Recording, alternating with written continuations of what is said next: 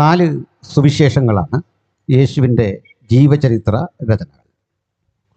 വാസ്തവത്തിൽ ഈ 4 ചരിത്ര രചനകളും പൂർണ്ണമായ യേശുവിൻ്റെ ജീവചരിത്രമല്ല. യേശുവിൻ്റെ ജീവചരിത്രത്തിൽ നിന്ന് സഭ ഉൾക്കൊള്ളേണ്ട അത്യാവശ്യ സന്ദേശങ്ങൾ മാത്രം തീർത്തെഴുതിയ വളരെ ആധികാരികങ്ങളായ പ്രാമാണിക ഗ്രന്ഥങ്ങളാണ് ഈ 4 സുവിശേഷങ്ങൾ. 4 സുവിശേഷങ്ങളിൽ 4-ാം സുവിശേഷം എന്ന് വിശേഷിപ്പിക്കുന്ന ഈ യോഹന്നാൻ്റെ സുവിശേഷത്തിൻ്റെ എഴുത്തുകാരൻ പേർ സൂചിപ്പിക്കും പോലെ ബേസയിദ കടൽക്കരയിലെ ശബദി പുത്രന്മാരെന്നറിയപ്പെട്ട ഗലീലിയൻ കടൽ തീരത്ത് മത്സ്യബന്ധന തൊഴിലാളികളായി ജീവിച്ചു കൊണ്ടിരുന്ന ഒരു സാധാരണ കുടുംബത്തിൽപ്പെട്ട വേണ്ടത്ര അറിവും വിദ്യാഭ്യാസവുമില്ലാത്ത ഒരു സാധാരണ മനുഷ്യനായിരുന്നു 4-ാം സുവിശേഷത്തിൻ്റെ രചയിതാവ്. മത്തായിയുടെ സുവിശേഷം പരിശോധിച്ചാൽ ഇതിൽ നിന്ന് വിഭിന്നമാണ് വസ്തുതകൾ. മത്തായി കുറെ കൂടി പഠിപ്പും പാണ്ഡിത്യമുള്ളയാളാണ്. പഴയ ചിന്തകൾ വളരെ ആഴത്തിൽ മത്തായിക്കാതെയാണ്. ജന്മം കൊണ്ടും തൊഴിൽ കൊണ്ടും അദ്ദേഹത്തിന് പഠിക്കാൻ നിരവധി സാധ്യതകളും സാവകാശങ്ങളുണ്ട്. കാരണം അദ്ദേഹം ഒരു നികുതി പിരിവുകാരനാണ്. നികുതി പിരിക്കുന്ന ഒരാളിന് ഗണിതശാസ്ത്ര വിജ്ഞാനം ഗഹനമായിട്ടുണ്ടാകും. അദ്ദേഹത്തിന് അക്കാലഘട്ടത്തിലെ അക്കൗണ്ടൻസിയുടെ പ്രാകൃതമായ രൂപം, പ്രാക്തനമായ രീതി തീർച്ചയായും വശമുണ്ട്. ഒറ്റവാക്കിൽ പറയാം, മത്തായി അഭ്യസ്തവിദ്യനായ പഠിപ്പുള്ള ഒരു മനുഷ്യനാണെങ്കിൽ യോഹന്നാൻ നേരെ വിപരീതമാണ്. ഇത് യോഹന്നാനെ ചെറുതായി കാണാൻ പറയുന്നതല്ല, ബൈബിളിൽ തന്നെ എഴുതിയിരിക്കുന്നു അദ്ദേഹം പഠിപ്പില്ലാത്തവനും സാമാന്യ മനുഷ്യനുമായിരുന്നു എന്ന് വിശുദ്ധ പത്രോസിനോട് ചേർത്ത് വിശുദ്ധ യോഹന്നാനെ പറ്റി പരാമർശിക്കുന്നു. അത്തരത്തിലൊരു സാധാരണ മനുഷ്യൻ. പക്ഷെ ഒരു കാര്യം നമ്മളെ വിസ്മയിപ്പിക്കും. ഒരു സാധാരണ മനുഷ്യനാണ് യോഹന്നാൻ. അദ്ദേഹം കൈകാര്യം ചെയ്യുന്നത് അസാധാരണ വിഷയമാണ്. സാധാരണ മനുഷ്യൻ്റെ അസാധാരണ രചനാവൈഭവം ഈ കൃതിയിൽ കാണാൻ കാരണം അദ്ദേഹം പറയുന്നത് ഒരസാധാരണ വ്യക്തിത്വത്തെക്കുറിച്ചാണ്. ആർക്കും ഒരിക്കലും പറഞ്ഞു തീർക്കാനാവാത്ത, വിശദീകരിച്ച് തീർക്കാനാവാത്ത ആ അതുല്യ വ്യക്തിത്വത്തിൻ്റെ പേരാണ് കർത്താവായ യേശു ക്രിസ്തു. അതുകൊണ്ട് നിങ്ങൾ ഒരു സാധാരണ മനുഷ്യനെങ്കിൽ ഓർക്കുക, ഞാനും നിങ്ങളും പ്രസംഗിക്കുന്നത്, വിശ്വസിക്കുന്നത്, പാടുന്നത്, പ്രാർത്ഥിക്കുന്നത്, ആരാധിക്കുന്നത് ഒരസാമാന്യ വ്യക്തിത്വത്തെ പറ്റിയാണ്. ആ വ്യക്തിത്വത്തിന് തുല്യനായി ഉലകം ഒരാളെയും കണ്ടിട്ടില്ല. ആ വ്യക്തിത്വത്തിൻ്റെ പവിത്രതയും അവിടുത്തെ ജീവിതത്തിൻ്റെ ആധികാരികതയും സമഗ്ര വിശകലനത്തിന് വിധേയമാക്കിയാൽ ഒന്ന് മനസ്സിലാകും, യേശുവിനെ പോലെ പ്രസംഗിച്ച ഒരുവനുമില്ല.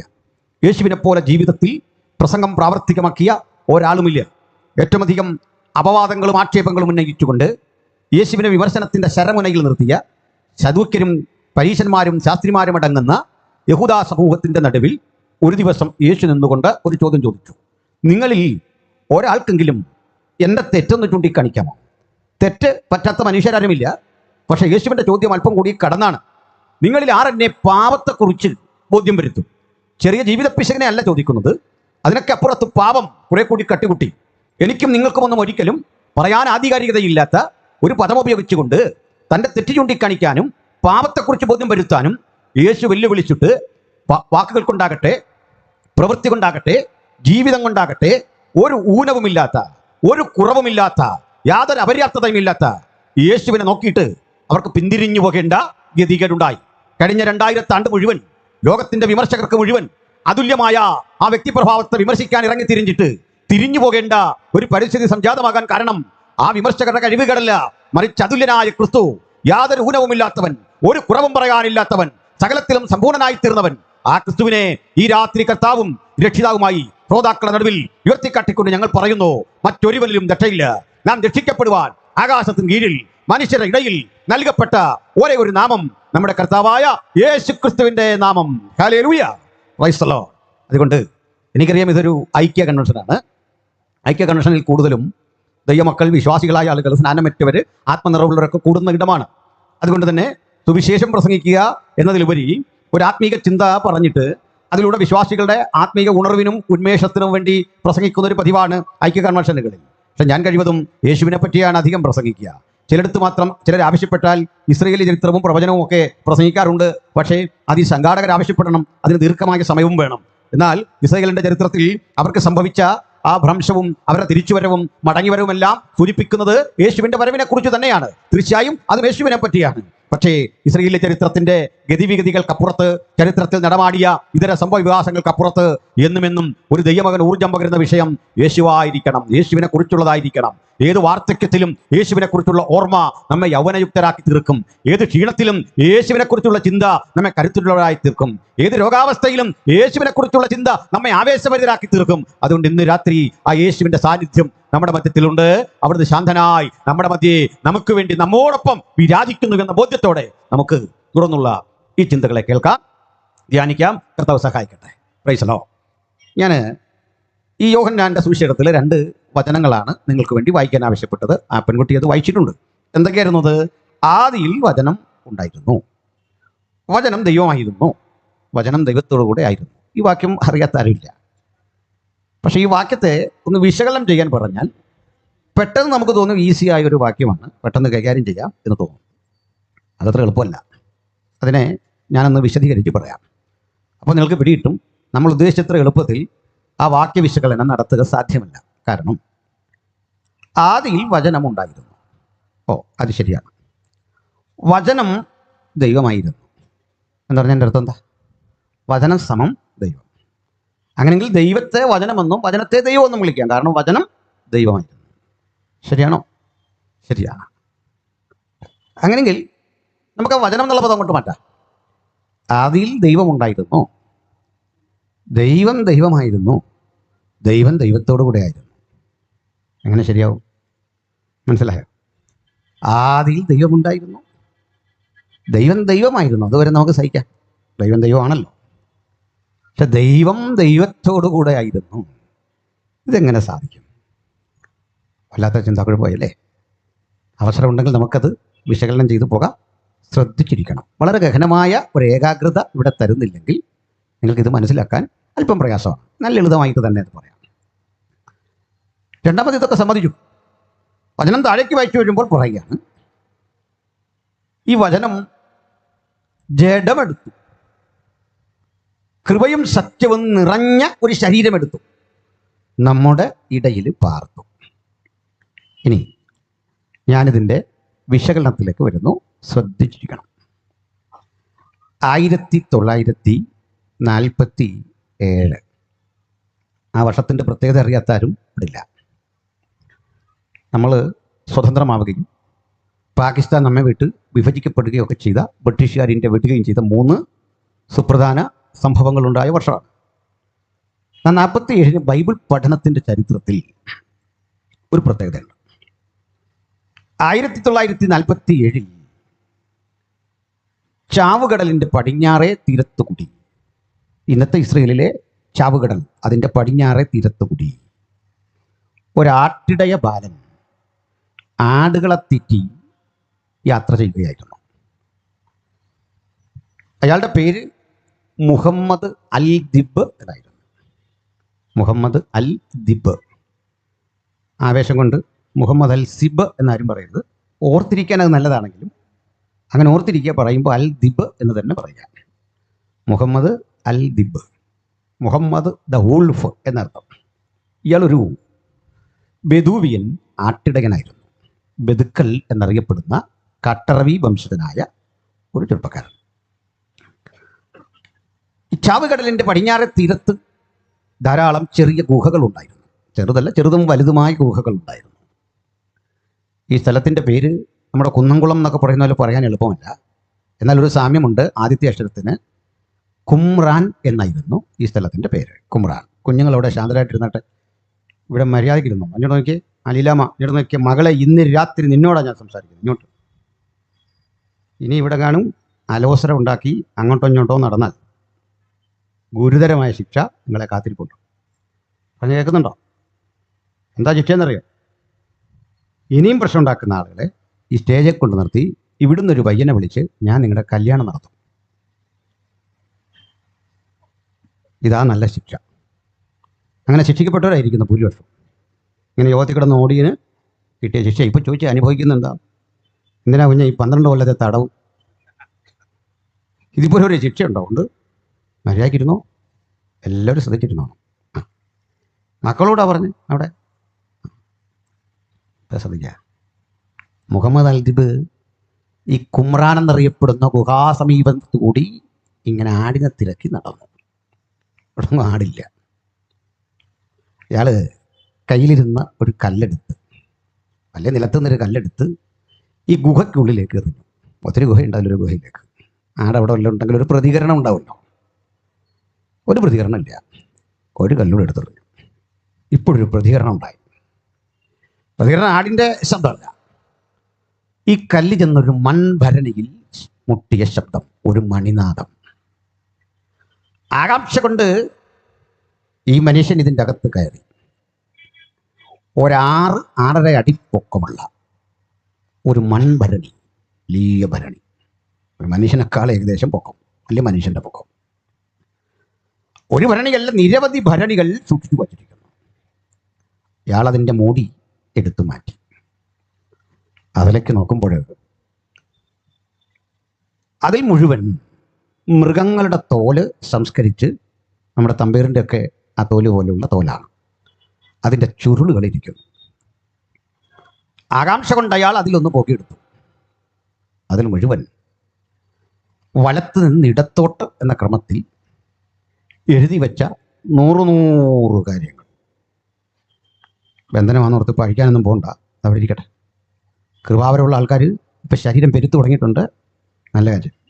നിങ്ങളെ പിന്നെ കാണണം, നമുക്കിത് അഴിക്കണം. പക്ഷേ ആദ്യം ഇതെന്താണെന്ന് ഗ്രഹിക്കുക. അവന് വിദ്യാഭ്യാസം ഇല്ലായിരുന്നു. അവനാകപ്പാടെ തല തിരിച്ചും മറിച്ചും ഒക്കെ നോക്കി. എന്നിട്ട് ഈ തുകലെല്ലാം എടുത്ത് തോളിലിറ്റി. ഈ തുകൽക്കട്ടുമായി തൊട്ടടുത്ത് ഒരു ചെരുപ്പ് കുത്തിക്ക് അതുകൊണ്ട് വിറ്റു. അയാൾ വില കൊടുത്തത് വാങ്ങി. അവിചാരിതമായി അതുവഴി സിറിയൻ ഓർത്തഡോക്സ് ചർച്ചിൻ്റെ ആർച്ച് ബിഷപ്പായിരുന്ന സർ ജോഷുവ സാമുവൽ വന്നു. ബാഗ് വാങ്ങാനോ തുന്നാനോ മറ്റോ വന്ന. കത്രികയ്ക്ക് ഈ തുകൽ ചുരുൾ വെട്ടി ബാഗ് തയ്ക്കുന്ന ചെരുപ്പ് കുത്തിയോട് പറഞ്ഞു, നിർത്ത്, ഇതിന് എന്ത് വില വേണം? കെട്ടിയ തക്കത്തിന് ചെരുപ്പ് കുത്തി ഒരു വലിയ വില പറഞ്ഞു. ബിഷപ്പൊന്നും ഓർത്തില്ല. കയ്യിലിരിക്കുന്ന പണം കൊടുത്ത് അതിങ്ങ് വാങ്ങി. ഇതെവിടുന്ന് കിട്ടി? ഒടുവിൽ അന്വേഷണം ഗൗരവതരമായി. ഈ കിട്ടിയ സ്ഥലത്തേക്ക് അദ്ദേഹവും ഒരുപറ്റം ആളുകളും ചെന്നു. ചെല്ലാൻ കാരണം ഇയാളുടെ പക്കലിരുന്ന് കിട്ടിയത് വിശുദ്ധ ബൈബിളിലെ യെശയ്യാ പ്രവാചകന്റെ പ്രവചനത്തിൻ്റെ ഒരു കയ്യെഴുത്തു പ്രതിയാണ്. നമുക്കറിയാം, അന്ന് പ്രിന്റിംഗ് ഇല്ല, കയ്യെഴുത്താണ്. കയ്യെഴുത്തെന്ന് പറഞ്ഞാൽ പോരാ, എഴുതാൻ എല്ലാവർക്കും അധികാരമില്ല. ബൈബിളിൻ്റെ പ്രതികൾ എഴുതി സൂക്ഷിക്കുവാൻ അധികാരമുള്ള ലൈസൻസ്ഡ് പേഴ്സണാലിറ്റീസ് ഉണ്ട്. അവരെ വിളിക്കുന്ന പേരാണ് ശാസ്ത്രിമാർ, സ്ക്രൈബ്സ്. അവർക്ക് എഴുതാൻ പറ്റും. ഒരു ശാസ്ത്രി ഇതിൻ്റെ പകർപ്പ് തയ്യാറാക്കാൻ 17 നിയമങ്ങൾ പാലിക്കണം. അതിൽ ചിലത് മാത്രം ഞാൻ സമയക്കുറവ് കൊണ്ട് നിങ്ങളോട് പറയാം. കാരണം ബൈബിൾ തിരുത്തി എന്നൊക്കെ ചില പണ്ഡിതന്മാർ തട്ടിവിടുന്നുണ്ട്. ഇപ്പോഴൊന്നും അത് പറയാനുള്ള ആക്കം പോരാ, അത് വേറെ കാര്യം. തക്ക മറുപടി തക്ക സമയത്ത് കൊടുത്തതുകൊണ്ട് ഇപ്പോൾ അതിനോടുള്ള ആർജവമൊന്നുമില്ല, അത് വേറെ കാര്യം. ഇത്തരം പല്ലി പൊഴിഞ്ഞ സിംഹങ്ങളെ ഞങ്ങൾ പരിഗണിക്കാറുമില്ല, പോട്ടെ. അതുകൊണ്ട് ബൈബിളിന് തിരുത്താനാവില്ല എന്ന് പറയാൻ വേണ്ടി മാത്രം ഞാനൊരു സൂചന നിങ്ങളോട് പറയാം. ബൈബിൾ എല്ലാവർക്കും എഴുതാൻ അധികാരമില്ല. മഹാരാജാവിന് പോലും ഇതിൻ്റെ പകർപ്പ് എഴുതാൻ അധികാരമില്ല. ഒരു തവണ എഴുതാം മഹാരാജാവിന്. അത് ന്യായപ്രമാണ പുസ്തകം എഴുതാൻ പറ്റുള്ളൂ. അതൊക്കെ വേറെ കാര്യം. 17-ാം അധ്യായം ആവർത്തനം വായിച്ചാൽ നിങ്ങൾക്കത് മനസ്സിലാകും. ഞാൻ അങ്ങോട്ട് കിടക്കുന്നില്ല. എഴുതുമ്പോൾ പാലിക്കേണ്ട വിധികൾ: എഴുതാൻ ഉപയോഗിക്കുന്ന തുകൽ ചുരുള്, അതിൻ്റെ ഷീറ്റ് എല്ലാം ഒരേ വലിപ്പമായിരിക്കണം. ഒരു മില്ലിക്ക് വ്യത്യാസം വരാൻ പാടില്ല. പ്രത്യേകം തയ്യാർ ചെയ്ത കറുത്ത നിറമുള്ള മഷി കൊണ്ടേ എഴുതാവൂ. എഴുതുമ്പോൾ ഒരു ഷീറ്റിൽ നേരെ 60 അക്ഷരങ്ങളും വിലങ്ങനെ 13 അക്ഷരങ്ങളും നിരയായി വരണം. അതിനപ്പുറത്ത് പാടില്ല. അത് കുറയാൻ കൂടാൻ പാടില്ല. ഓരോ അക്ഷരങ്ങളും തമ്മിൽ ഒരു തലനാരിഴയുടെയെങ്കിലും അകലം വേണം. മുട്ടിക്കിടക്കരുത്, യോജിച്ച് കിടക്കാൻ പാടില്ല. ദൈവത്തിൻ്റെ പേര് യാഹ്വേ, അദോനായി, ഈ പേരുകൾ എഴുതുമ്പോൾ വെർജിൻ ഇങ്ക് കൊണ്ട്, വെർജിൻ പേന കൊണ്ട് എഴുതാൻ പാടില്ല. എന്ന് വെച്ചാൽ എഴുതി തെളിഞ്ഞ പേന കൊണ്ടേ അത് എഴുതാൻ പാടുള്ളൂ എന്നർത്ഥം. ഇങ്ങനെ ഒത്തിരി ഉണ്ട്. മനപ്പാടമറിയാവുന്ന കാര്യങ്ങൾ പോലും മനസ്സിൽ നിന്ന് ഉദ്ധരിച്ചുകൂടാ. ഉദാഹരണം, നമുക്കറിയാം 90-ാം സങ്കീർത്തനം. കർത്താവേ, നീ തലമുറയായി ഞങ്ങളുടെ സംഗീതമായിരിക്കുന്നു, മനപ്പാടം അറിയാം. പക്ഷെ ശാസ്ത്രി എഴുതാനിരിക്കുമ്പോൾ ഈ സങ്കീർത്തനം കോപ്പിയെടുക്കേണ്ടി വരുമ്പോൾ തൊട്ടു മുമ്പിൽ മൂലകൃതി വെച്ചിട്ട് ഓരോ അക്ഷരങ്ങളും അങ്ങോട്ട് നോക്കി എഴുതണം. ഇദ്ദേഹത്തെ വാച്ച് ചെയ്തുകൊണ്ട് സീനിയറായ 2 ശാസ്ത്രിമാർ നിൽപ്പുണ്ട്. അങ്ങനെയാ. ഇനി അടുത്തത്, ഈ എഴുതുന്ന വഴിക്ക് അയാൾ എഴുതിക്കൊണ്ടിരിക്കവേ ആ മുറിയിലേക്ക് രാജാവ് കയറി വന്നു എന്ന് കരുതുക. രാജാവിനെ കണ്ടാൽ ശാസ്ത്രി എഴുന്നേൽക്കുകയോ അഭിവാദ്യം ചെയ്യുകയോ അഭിവാദ്യം സ്വീകരിക്കുകയോ പ്രത്യാഭിവാദ്യം നൽകുകയോ ചെയ്യരുത്. കാരണം നീ മഹാരാജാവിൻ്റെ ജോലി ചെയ്യുകയാണ്. മൈൻഡ് ചെയ്തെന്നർത്ഥം. ഇതാണൊരു ശാസ്ത്രി. പെട്ടിയോ? നമ്മൾ വായിക്കുമ്പോൾ ശാസ്ത്രിമാർ അവൻ്റെ അടുക്കൽ വന്നു. അവൻ ശാസ്ത്രിമാരെ പോലെയല്ല അധികാരമുള്ളവനായിട്ടത്രേ സംസാരിച്ചത്.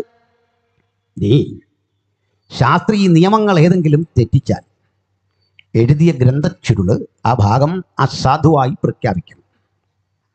അസാധുവായി പ്രഖ്യാപിച്ച ഗ്രന്ഥച്ചുരുള് സിനഗോഗിൻ്റെ ഉള്ളിൽ ഗനീസ എന്നറിയപ്പെടുന്ന ഒരലമാരയുണ്ട്, അതിൽ നിക്ഷേപിക്കണം.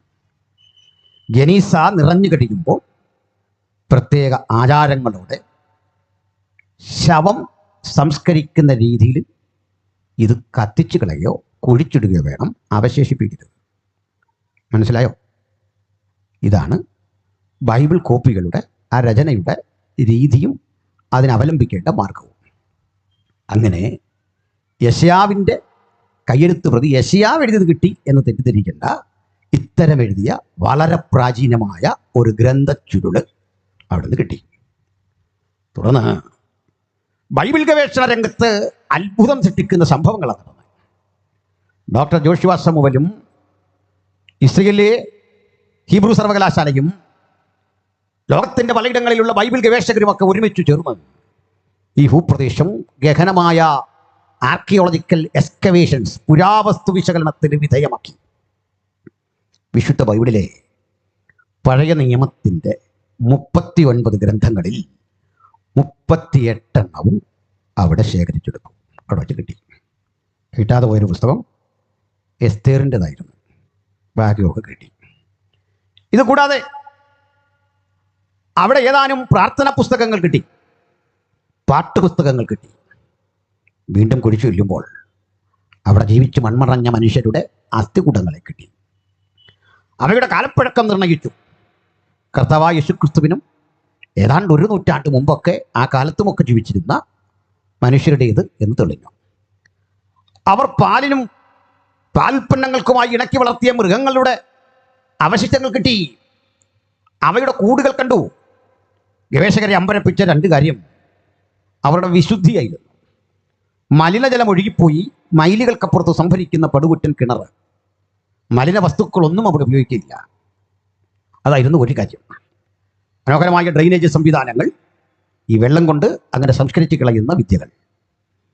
രണ്ടാമതവരെ അത്ഭുതപ്പെടുത്തിയത് ഇവിടെ സ്ത്രീകൾ ആരും ഉണ്ടായിരുന്നില്ല. പുരുഷന്മാരുടെ ജീവിത സാന്നിധ്യം മാത്രമേ ഗവേഷണങ്ങളിൽ തെളിഞ്ഞുള്ളൂ. സ്ത്രീകളില്ലാതെ അവിവാഹിത ജീവിതം നയിച്ചുകൊണ്ട് ഇവിടെ പാർത്ത ഒരു ജനത്തെക്കുറിച്ച് അവർ പഠിച്ചു. അവരുടെ പ്രാർത്ഥനാ ജീവിതം പഠിച്ചു. അവരുടെ ധ്യാന ജീവിതത്തെ പറ്റി പഠിച്ചു വന്നപ്പോൾ ഒന്നുകൂടി മനസ്സിലായി.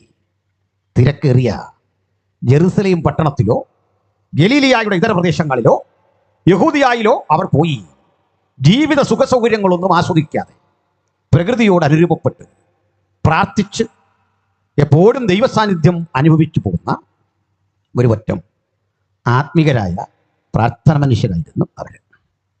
ഇവര് വസ്ത്രം ധരിച്ചിരുന്നത് മൃഗങ്ങളുടെ തോലുകളായിരുന്നു. അവർ കഴിച്ചത് പ്രകൃതിയിൽ കിട്ടുന്ന ഉൽപ്പന്നങ്ങളായിരുന്നു. പ്രകൃതിയിലെ ഉൽപ്പന്നങ്ങൾ, തേനും തൈരുമൊക്കെ കൊണ്ട് ഉപജീവനം കഴിച്ച് മൃഗങ്ങളെ ഇണക്കി വളർത്തി അതൊക്കെ കൊണ്ട് ഉപജീവനം കഴിച്ച് കിഴങ്ങുകളൊക്കെ ഭക്ഷിച്ച് അവിടെ ജീവിച്ച ഈ മനുഷ്യരെക്കുറിച്ച് ചർച്ച പുരോഗമിക്കുകയെ ഒരാശയം അവർക്കിടയിൽ ഉരുത്തിരിഞ്ഞു. ആശയം അത്ഭുതപ്പെടുത്തുന്നതായിരുന്നു. ക്ലാസ് എടുത്ത പ്രൊഫസർ പറഞ്ഞു, അധികം നമ്മൾ അന്വേഷിച്ചു പോകേണ്ട, വിശുദ്ധ ബൈബിളിൽ ഇങ്ങനെ ഒരാളെ കാണാം. സ്നാപക യോഹന്നാൻ. ഒട്ടക രോമം കൊണ്ടുള്ള ഉടുപ്പും അരയിൽ തോൽവാറും വെട്ടുക്കിളിയും കാട്ടുതേനും കൊണ്ട് ഉപജീവനം കഴിച്ചൊരു മനുഷ്യൻ, കർത്താവായ യേശു പോലും അംഗീകരിക്കുന്ന കാലത്ത് ഇങ്ങനെ ജീവിച്ചൊരു മനുഷ്യൻ. ആ മനുഷ്യൻ തൻ്റെ ജീവിതം കൊണ്ട് യാദൃച്ഛികമായി സ്വീകരിച്ചതല്ല ഈ മാർഗം. അപ്പനൊരു പുരോഹിതനായിരുന്നു. മഹാപുരോഹിതൻ്റെ ആ കുലത്തിൽ ജനിച്ചു വളർത്തപ്പെട്ടവൻ, നിയമപ്രകാരം ഓർഡിനേഷൻ ലഭിച്ച് മഹാപൗരോഹിത്യ ശുശ്രൂഷ ചെയ്യേണ്ട മനുഷ്യൻ, അയാൾക്ക് കിട്ടിയ ദൈവവിളി അനുസരിച്ച് അയാൾ വാസസ്ഥലമായി മരുഭൂമി തിരഞ്ഞെടുത്തു. ആ മരുഭൂമിയിൽ പ്രാർത്ഥനാനിരതമായ ജീവിതം നയിച്ചിരിക്കെ ആളുകൾ ഇത് കേട്ടറിഞ്ഞു. ദാ സക്കറിയ പുരോഹിതന്റെ മകൻ ആലയത്തിൽ ധൂപം വീശാനില്ല, ആലയത്തിന്റെ ആചാരാനുഷ്ഠാനങ്ങളിലില്ല, ഞങ്ങൾ കൊടുക്കുന്ന കാണിക്ക വാങ്ങി ദശാംശം വാങ്ങി അതിൽ നിന്ന് ഭക്ഷിക്കാനില്ല. ഏലിപുരോഹിതന്റെ മക്കളെ പോലെ യാഗവസ്തു ദഹിക്കും മുമ്പ് വന്ന് ഭക്ഷണം കഴിച്ചിട്ട് പോകുന്ന ഏർപ്പാടില്ല. അദ്ദേഹം ശാന്തസുന്ദരമായ ഒരു ലോകത്തേക്ക് ചുരുങ്ങി. ചിലർ പറഞ്ഞു, സുഖമില്ലാത്ത ഒരാളാവിട്ടേക്ക്, ഭ്രാന്തന. ചിലർ പറഞ്ഞു അങ്ങനല്ല, ആ മനുഷ്യന്റെ മുഖത്തെ തേജസ് കാരണം, ഐശ്വര്യം കാരണം. അങ്ങനെയെങ്കിൽ കുഞ്ഞുങ്ങളെയൊക്കെ തലമേൽ കൈവച്ച് അനുഗ്രഹിക്കാൻ ഇദ്ദേഹത്തിനൊപ്പമുള്ള സന്യാസി വര്യന്മാരുടെ അടുത്തേക്ക് തിരക്കേറിയ പട്ടണത്തിൽ നാളുകൾ വരിക പതിവായി.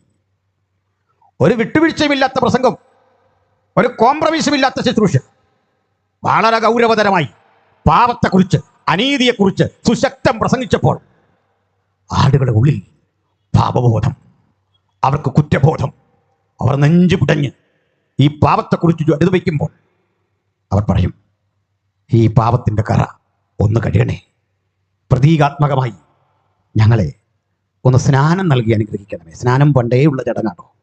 പണ്ടേ ഉള്ളതാണ്.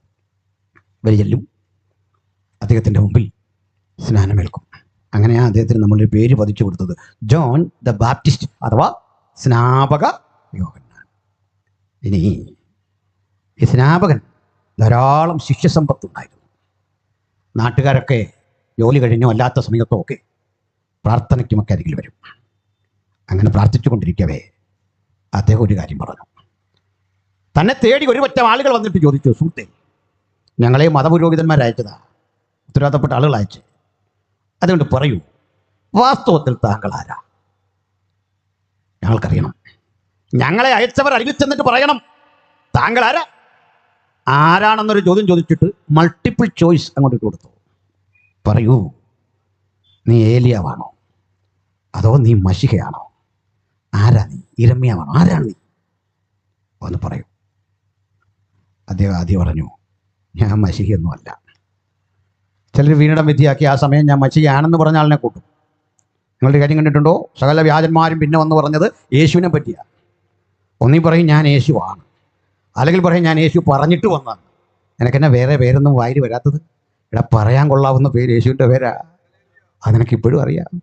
അങ്ങനെ ഈ പേരിൻ്റെ വിലാസത്തിൽ അധികം ആളാകല്ലേ. ശ്രദ്ധിച്ച്, ഈ പേരിൻ്റെ പവിത്രത ഞാൻ ബോധ്യപ്പെടുത്താം. സ്നാപകനോട് പറയുക, ഞാൻ മശിഹയൊന്നുമല്ല, നിങ്ങൾ ഈ പറഞ്ഞ പ്രവാചകനുമല്ല. എന്നാൽ ഞാൻ ആരാണെന്ന് പറയാം. എന്നെക്കുറിച്ചും യെശയ്യാവ് പറഞ്ഞിട്ടുണ്ട്. ഞാൻ ആരാന്നറിയണ്ടേ? മരുഭൂമിയിൽ വിളിച്ചു പറയുന്നവൻ്റെ ശബ്ദം. ഹല്ലേലൂയ. മരുഭൂമിയിൽ വിളിച്ചു പറയുന്നവൻ്റെ ശബ്ദമാണ് ഞാൻ. എന്നാൽ ജനങ്ങൾക്ക് മനസ്സിലായി, യെരൂശലേമിൽ വിളിച്ചു പറഞ്ഞാൽ അവിടെ കുറേ ശബ്ദം ഉണ്ടാക്കാം, ആളുകൾ കേട്ടിട്ട് പോകും. പക്ഷെ ഒറ്റക്കൊരുത്തനായി മരുഭൂമിയുടെ ഏകാന്തതയിൽ വന്ന് എൻ്റെ പിന്നാലെ ഒരുവൻ വരുന്നു എന്ന് പറഞ്ഞവൻ്റെ ശബ്ദത്തിൻ്റെ ആ തരംഗങ്ങൾ ഇന്നും ചരിത്രത്തിൽ ആവർത്തിച്ചു കൊണ്ടിരിക്കുന്നു. ആർക്കും വഴിതടയാനാവാത്ത വിധത്തിൽ ആ ശബ്ദധോരണി ഇന്നും ചരിത്രത്തെ ഭ്രമിപ്പിക്കുന്നു, അത്ഭുതപ്പെടുത്തുന്നു. ബഹുമാനരെ, അയാൾ പറഞ്ഞു, എൻ്റെ പിന്നാലെ ഒരാൾ വരുന്നു, കുനിഞ്ഞവൻ്റെ ചെരുപ്പിൻ്റെ വാറഴിക്കാൻ ഞാൻ യോഗ്യനല്ല. അത് കഴിഞ്ഞ യേശു വരുന്നത്, യേശുവിൻ്റെ സ്നാനമൊക്കെ ഉണ്ട് കേട്ടോ. ആ സ്നാനം കൂടി ഓർത്തപ്പെടുമെന്ന് പറയാം. കാരണം നമ്മളിൽ പലരും രക്ഷിക്കപ്പെടും, സ്നാനത്തിലേക്ക് വരികയില്ല. കുഞ്ഞുങ്ങളിൽ പലരും രക്ഷിക്കപ്പെട്ടവരാ, സ്നാനപ്പെടുകയില്ല. അതിന് ചിലരോട് ചോദിച്ചാൽ പറയുന്നത്, അവനെ ക്ലാസ് പഠിപ്പിച്ച് ശരിയാക്കി സ്നാനപ്പെടുത്താനാണ്. ക്ലാസ്സൊക്കെ പഠിപ്പിച്ചു. സത്യത്തിൽ ഈ കല്യാണത്തിൻ്റെ അന്നത്തെ പ്രസംഗവും സ്നാനത്തിൻ്റെ അന്നത്തെ ക്ലാസ്സും ആരെങ്കിലും ഓർത്തിരിപ്പുണ്ടോ? ഇതൊന്നും ഓർക്കാൻ പറ്റില്ല. ഞങ്ങൾ പിന്നെ ഓർക്കും, ഞങ്ങളുടെ ജോലിയല്ലേ, അതുകൊണ്ട് ഞങ്ങൾ എന്തൊക്കെയാണ് പറഞ്ഞെന്ന് ഓർക്കും. അങ്ങനെയാണ്. ശരിക്കും പറഞ്ഞാൽ ഈ ക്ലാസിൻ്റെ ബലത്തിലൊന്നുമല്ല സ്നാനപ്പെട്ടവൻ പിടിച്ചു നിൽക്കുന്നത്, അത് കൃപ കൊണ്ടാണ്. അങ്ങനല്ലേ? ഇല്ല അന്ന് പഠിച്ച ക്ലാസ്സെല്ലാം ഓർത്താണോ? അന്നല്ല. തമ്പുരാൻ്റെ കൃപ. എൻ്റെ രക്ഷിക്കപ്പെട്ടവനെ പെട്ടെന്ന് സ്നാനപ്പെടുത്തിക്കണം. ഇത് ഞാൻ എൻ്റെ ഒരനുഭവം പറഞ്ഞു. ക്ഷമിക്കണം. പണ്ട് ഞാൻ ഒരു രാത്രി ഇങ്ങനെ പ്രസംഗിക്കുകയാണ്. തലയാഴ്ച വരെ പള്ളിയിൽ നിന്ന് മണിയടിച്ച കപ്പിയാർ സഭ ഏതാണെന്നും പറയുന്നില്ല, ഒരു പ്രശ്നമുണ്ടല്ലോ. ആരുണ്ട് സ്നാനപ്പെടാതെ ചോദിച്ചപ്പോൾ നെഞ്ചു പൊട്ടി കരഞ്ഞു വന്നിട്ട് പറഞ്ഞു ഞാനുണ്ടെന്ന് പറഞ്ഞു. എനിക്ക് മനസ്സിലായി ഇത് വെച്ച് നീട്ടിയാൽ ഒക്കെയല്ല, പണി പാളും. ഞാൻ അവിടെ നന്നര അനൗൺസ് ചെയ്തു, നാളെ രാവിലെ സ്നാനം. എൻ്റെ കൂടെ വന്ന ബ്രദറിനറിയാൻ ഞാൻ പറയില്ല. ഞങ്ങൾ കൊട്ടിപ്പാടി വഴിയെ പോകുമ്പോൾ ആൾക്കാർ പറഞ്ഞു ഇത് വിശ്വാസം നീക്കിയാൽ ആദ്യം, കാരണം ക്ലാസ് പഠിച്ചിട്ടില്ല. ഇതല്ല ഞാൻ അദ്ദേഹത്തെ തൊട്ടടുത്തുള്ളൊരു ഒരു ക്വാറിയുടെ കുളത്തിൽ കൊണ്ട് പൊക്കി പള്ളി ഇളകി, ദേശം ഇളകി, ആകെ പ്രശ്നമായിപ്പോയി. എന്തെല്ലാം പ്രശ്നം രൂക്ഷമായപ്പോൾ അദ്ദേഹം വളരെ ചങ്കുറപ്പോടെ ശക്തനായി തന്നെ സുവിശേഷത്തിന് വേണ്ടി നിന്നു. ഹല്ലേലൂയ. അതുകൊണ്ട് ആരെങ്കിലും സ്നാനത്തിന് വേണ്ടി തയ്യാറെടുത്തിട്ടുണ്ടെങ്കിൽ ക്ലാസ് പഠിപ്പിച്ച് നീട്ടരുത്. ഇന്ന് രാത്രി നോക്കാമെങ്കിൽ ഏറ്റവും നല്ലത്. ഞാൻ അവസരമില്ല, നാളെ നോക്കിക്കോണം. അതിന് ഐക്യ കൺവെൻഷനാ, വേറെ കൺവെൻഷനാണെന്ന് ഓർത്തിരിക്കേണ്ട. IPCയിലെ മുങ്ങൂ, ചർച്ചക്കൂടിലെ മുങ്ങൂ, ഷാരൂരിലെ മുങ്ങൂ, ഏജിലെ മുങ്ങൂ എന്നൊന്നും ഓർക്കണ്ട. സന്തോഷമില്ലേ നിങ്ങൾക്ക്? സ്തോത്രം. കൊണ്ടിരിക്കൽ ഒരു സ്ഥാനാർത്ഥി വന്നിട്ട് പറഞ്ഞു നിങ്ങൾ എന്നെ അമ്പിച്ച ഭൂരിപക്ഷത്തോടെ അസംബ്ലിയിലേക്ക് അയക്കണമെന്ന് പറഞ്ഞു. തൊട്ട് വേണ്ടി സഭാ സ്പിരിറ്റുള്ളൊരു അമ്മച്ചുണ്ടായിരുന്നു. അമ്മച്ചി ഇതെല്ലാം യോഗം കഴിഞ്ഞിട്ട് പറഞ്ഞു മോൻ അസംബ്ലിയിൽ പോകണ്ട, IPCയിലോട്ട് പോരാൻ. ഇതാ നമ്മുടെ ആൾക്കാർ. മനസ്സിലായില്ലേ? നമുക്ക് സ്പിരിറ്റൊക്കെ വിടാവുന്നേ. സന്തോഷമില്ലേ? ഏലിയാശാനോടൊക്കെ ചോദിക്കും ഞങ്ങളൊക്കെ എങ്ങനെ പ്രവർത്തിക്കുന്നത്? ഇതൊക്കെ സാങ്കേതികമാണ് നമ്മുടെ അംഗത്വം. അങ്ങനല്ലേ? നമുക്ക് ക്രിസ്തുവിൽ ഇഴുകിച്ചേരാൻ പറ്റണം. അതിനാണ് ഐക്യമൊക്കെ. കൺവെൻഷൻ നടത്താനല്ല ഐക്യം, ഹൃദയംഗമായി ഒന്നായി തീരണം. സ്തോത്രം. ഹല്ലേലൂയ. അവൻ മുമ്പോട്ട് പോകാം. സ്നാപകൻ മുഖാൻ തുടങ്ങുമ്പോൾ അതിന് മുമ്പ് ഒരു കാര്യം പറഞ്ഞു. എന്നെ അയച്ചവൻ എന്നോട്. സ്നാപകനെ അയച്ചവൻ സ്നാപകനോട്. ആരാ സ്നാപകനെ അയച്ചേ? തിരുവഴുത്ത് എഴുതിക്കുക, ദൈവം അയച്ചിട്ടൊരു മനുഷ്യൻ വന്നു, അവന് യോഹന്നാൻ എന്ന് പേർ. അപ്പൊ ആരാ സ്നാപകനെ അയച്ചേ? ദൈവം. അപ്പൊ ദൈവം എന്നോട് എന്താ പറഞ്ഞത്? നീ ജലാശയത്തിൽ നിൽക്കുമ്പോൾ, നീ ഒരുവന് സ്നാനം നൽകുമ്പോൾ പരിശുദ്ധാത്മാവ് പ്രാവെന്ന രൂപത്തിൽ ഒരുവനിൽ ആവസിക്കും, അവനാണ് മശിഹ. മനസ്സിലായില്ലേ? ക്ഷമിക്കണം, ചെല്ലു പറയുന്നത് ഈ വന്നവനും നിന്നവനും അയച്ചവനും അല്ല ഒരാളാണെന്ന് അല്ല. ട്രിനിറ്റി പഠിക്കണം. എന്താണ് ഹോളി ട്രിനിറ്റി? എന്താണെന്ന് പഠിക്കണം. വിശുദ്ധ ത്രിയേകത്വം. ആ ത്രിയേകത്വം അനുസരിച്ച് ഈ നിൽക്കുന്ന ആളല്ല അയച്ചത്, അത് പിതാവാണ്. എന്നെ അയച്ചവൻ എന്നോട്. രണ്ടും ഒരാളാണ്. യോഹന്നാൻ പറഞ്ഞാൽ മതിയല്ലോ. എനിക്ക് മനസ്സിലായി, നീ തന്നെ അവിടെ വന്ന് നിൽക്കും. അതല്ലേ എനിക്ക് മനസ്സിലായി, കുഴപ്പമില്ല, ഞാൻ മുക്കിയേക്കാം. അങ്ങനെയാണോ? അല്ല, പിതാവ് അവിടെ വന്ന് നിൽക്കുമെന്നല്ല. പിതാവ് പുത്രനെ അയക്കും. പുത്രനെ സ്ഥാനമേൽപ്പിച്ച് കഴിയുമ്പോൾ പരിശുദ്ധാത്മാവ് പ്രാവെന്ന രൂപത്തിൽ അവനിൽ ആവശിക്കും. അങ്ങനെ പിതാവും പുത്രനും പരിശുദ്ധാത്മാവും ഒരുമിച്ച് സമന്വയിച്ചതാ ക്രൈസ്തവനെ സംബന്ധിച്ചിടത്തോളം ആദ്യത്തെ സ്നാനം. അവിടെ സ്നാനമേൽക്കുമ്പോഴൊക്കെ ഈ നാമം കേട്ടിരിക്കണം, പിതാവിൻ്റെയും പുത്രൻ്റെയും പരിശുദ്ധാത്മാവിൻ്റെയും നാമം. ഇടയ്ക്ക് ഒരു പെൺകുച്ചിൻ്റെ കല്യാണത്തിന് പാസ്റ്റർ പിതാവിൻ്റെയും പുത്രൻ്റെയും പരിശുദ്ധാത്മാവിൻ്റെയും നാമം എന്ന് പറഞ്ഞപ്പോൾ പറയാൻ ഭയങ്കര മടി. പാസ്റ്റർ വളരെ കർശനമായിട്ട് ഇടപെട്ടു. സോഷ്യൽ മീഡിയയിലെ തൊഴിലാളികളെല്ലാം വന്നിട്ട് പറഞ്ഞു പാസ്റ്റർ കാണിച്ച മോശമായിപ്പോയി, നീ വേറെ എവിടെയെങ്കിലും പോ പെണ്ണ് കിട്ടാൻ. മനസ്സിലായോ? ഞങ്ങളിങ്ങനെ ചെയ്യൂ, ഇതിന് പ്രമാണമുണ്ട്. ഇത് തോന്നുന്ന പോലെ ചെയ്യാൻ പറ്റിയ പണിയല്ല. അതിന് കൃത്യമായ അനുവാദത്തിൽ കാര്യം പറയണം. മനസ്സിലായില്ലേ? എന്തെങ്കിലും ഗ്രഹിച്ചിട്ടല്ല കൃത്യവിശ്വാസത്തിലേക്ക് വരേണ്ടത്. പിതാവിനെ അറിയണം, പുത്രനെ അറിയണം, പരിശുദ്ധാത്മാവിനെ അറിയണം. ആ വ്യതിരിക്തത തിരിച്ചറിയണം, അതിൻ്റെ യോജിപ്പ് തിരിച്ചറിയണം, യൂണിറ്റി ഓഫ് ട്രിനിറ്റി തിരിച്ചറിയണം. ട്രിനിറ്റി എന്തായിരിക്കും എന്നറിയണം. ഞാൻ സാന്ദർഭികമായി ആ വിഷയത്തിലൊക്കെ വരാം. ശ്രദ്ധിക്കണം. ഇവിടെ ഗഹനമായൊരു വിഷയം. സ്നാപകൻ യേശുവിനെ സ്നാനം നൽകി വിട്ടു. പിറ്റന്നാൾ യേശു തൻ്റെ അരികിൽ വരുന്നത് കണ്ടിട്ട് സ്നാപകൻ പറഞ്ഞു, ഇതാ ലോകത്തിൻ്റെ പാപത്തെ ചുമക്കുന്ന ദൈവത്തിൻ്റെ കുഞ്ഞാട്. ഇത് കേട്ട് രണ്ടുപേര് യേശുവിൻ്റെ അടുത്ത് നിന്ന് ചോദിച്ചു, ഗുരു, നീ എവിടെ പാർക്കുന്നു? നമ്മളാണെങ്കിൽ അപ്പോഴേ കൊടുക്കാൻ ഈ കാർഡ് അടിച്ച് ഇങ്ങനെ ഇഷ്ടം പോലെ വെച്ചിരിക്കുകയാണ്. വിസിറ്റിംഗ് കാർഡ് അടിച്ച് റവറൻഡ് ഡോക്ടർ എന്നൊക്കെ പറഞ്ഞ് വെച്ചിരിക്കുകയാണ്. വാ, ഞാൻ ഇതിൻ്റെ അടുത്തുണ്ട്, ഇന്ന് ഓഫീസാണ്, എൻ്റെ സമയം പോലെ വരണം, ഇതാ പിടിച്ചു. ഗൂഗിൾ സംവിധാനം ഇല്ലാത്ത കാലത്ത്, ലൊക്കേഷൻ മാപ്പ് ഇടാൻ സൗകര്യമില്ലാത്ത കാലത്ത് യേശു പറയുക, വന്ന് കാൺമീൻ. ഞാനെന്നെ പറഞ്ഞ, ഗുരു, ഇത് പാലത്തിനിൽ അങ്ങ് എവിടെയാന്ന് ഒരു ഹിന്ദുതാ. എടാ, എന്നെ അറിയണമെങ്കിലേ നീ ഒന്ന് വന്ന് കാണാൻ നീ റിസ്ക് എടുത്തെങ്കിലേ നിന്നെ കൂടെ കൂട്ടാൻ കൊള്ളൂ. അതാ, നീ പണിയെടുക്കണം എനിക്ക് വേണ്ടി. നീ അങ്ങനെ വരുമോ നോക്കട്ടെ. ഒത്തിരി പേരെ കിട്ടേണ്ട മാർഗമൊന്നും അല്ലെന്നേ ഇത്. നീ എന്നെ കാണാൻ ആഗ്രഹിക്കുന്നുണ്ടോ? വന്ന് കാണും. അടുത്ത ദിവസം വഴി ചെന്നു. 2 പേരായിരുന്നു. അതിൽ ഒരുതിൻ്റെ പേര് ഇവിടെ വ്യക്തമാക്കിയിട്ടില്ല. ഒരാളുടെ പേര് വ്യക്തമാക്കിയിട്ടുണ്ട്, അന്ത്രയോസ്. ഇതിൽ നിന്നാണ് ഞാൻ ഈ വിശകലനം ആരംഭിക്കുന്നത്. അന്ത്രയോസ് എന്ന മനുഷ്യൻ, വാസ്തവത്തിൽ ആ പേരെടുത്ത് പറയാൻ കാരണം 2 പേര് ഒരുപോലെ ഉണ്ടെങ്കിൽ അത് ഊർജ്ജസ്വലനായൊരു മനുഷ്യനെ നമ്മൾ ഓർത്തിരിക്കുകയുള്ളൂ. അങ്ങനെയാ. ഈ കൃതജ്ഞത പറയുമ്പോൾ ഒരാളുടെ പേര് വിട്ടുപോയാൽ അയാൾക്ക് സങ്കടമാണ്. പക്ഷേ ഊർജ്ജസ്വലതയോടെ നിൽക്കുന്നവൻ്റെ പേര് ആദ്യം ഓർമ്മ വരും. ആരെയും കുഴപ്പമില്ല. എല്ലായിടത്തുണ്ട് തണുത്ത് മരവിച്ചിരിക്കുന്ന വിശ്വാസിയുണ്ട്, കമ്മിറ്റി അംഗമുണ്ട്. ഊർജ്ജസ്വലതയില്ല. ഊർജ്ജസ്വലൻ്റെ പേര് പെട്ടെന്ന് നാവിൽ വരും. ആരെയും കുഴപ്പമില്ല. അങ്ങനെയാ. ക്ഷമിക്കണം, ഞാൻ ഈ അനിൽ ആൻ്റണി എന്നുള്ള പേര് മിനിങ്ങാന്ന് കേട്ടോ. ഇങ്ങനെ ഒരാളുണ്ടെന്ന് മനസ്സിലായില്ലേ? എൻ്റെ അർത്ഥം എന്താ? പൊതുരംഗത്ത് ഇടപെടണമെന്ന് ആൾക്കാർക്ക് അറിയണ്ടേ? ഇങ്ങനെയൊക്കെയുള്ള പേര് ആൾക്കാർക്ക് അറിയണം. ഇപ്പോൾ അത് ഇടപെട്ടു, ഇപ്പോൾ മനസ്സിലായി ഇങ്ങനെ ഒരാളുണ്ട്. ഓക്കെ, കൊള്ളാം, തീർന്നല്ലോ, കുഴപ്പമില്ല. ഞാൻ വേറെ ദോഷമൊന്നും ഉണ്ടാക്കാൻ പറഞ്ഞല്ലോ, ഉദാഹരണം പറഞ്ഞു. എന്തേ പറയാൻ കാരണം ഒന്ന് മനസ്സിലാക്കിക്കോ. അന്ത്രയോസിൻ്റെ പേര് ചരിത്രകാരന്മാർ ഓർത്തിരുന്നു. അന്ത്രയോസ് യേശുവിനെ അനുഗമിച്ചു. ബേത്സയിദക്കടൽക്കരയിലെ ഒരു മത്സ്യബന്ധന തൊഴിലാളിയുടെ മകൻ അന്ത്രയോസാണ് യേശുവിനെ അനുഗമിച്ച ആദ്യത്തെ ശിഷ്യൻ. അങ്ങനെ ചെന്നു. തൻ്റെ അനുജനെ കണ്ടു. അനുജനെ നിങ്ങളറിയും, പത്രോസ്. വലയും പടകും നന്നാക്കി അങ്ങനെ ജീവിച്ചു പോരുന്ന നിരക്ഷര കുട്ടിയായ പത്രോസ്, വലിയ മീൻകൂട്ടം വലയിൽ കുരുങ്ങുമ്പോൾ ആഹ്ലാദിക്കുന്നവൻ, മീൻ പിടിച്ചൊന്നും കിട്ടാതെ വരുമ്പോൾ പരിഭവിക്കുന്നവൻ, ചെറിയ സന്തോഷങ്ങളിൽ തുള്ളിച്ചാടുന്നവൻ, ചെറിയ കോപങ്ങളിൽ വളരെ ആക്രോശം പുലർത്തുന്നവൻ, ഒരു സാധാരണ മനുഷ്യൻ. അതായിരുന്നു പത്രോസ്. പത്രോസ് എന്ന സഹോദരൻ്റെ അടുത്ത് എന്നിട്ട് അന്ത്രയോസ് വിളിച്ചു, കുഞ്ഞേ, നീ ഇങ്ങോട്ടൊന്ന് വാ. വന്നു. ചേട്ടൻ്റെ മുഖത്തെ സന്തോഷം കണ്ട് പത്രോസിന് അത്ഭുതം. ചേട്ടൻ എന്ത് പറ്റി? എന്താ ചേട്ടൻ്റെ മുഖത്ത് ചെറിയ സന്തോഷം? ചേട്ടൻ അനിയൻ്റെ മുഖത്തേക്ക് നോക്കി പറഞ്ഞു, മകനെ, ന്യായപ്രമാണവും പ്രവാചകന്മാരും പറയുന്നവനെ ഞാൻ കണ്ടെത്തി. ഞാൻ കണ്ടെത്തിയെന്ന്?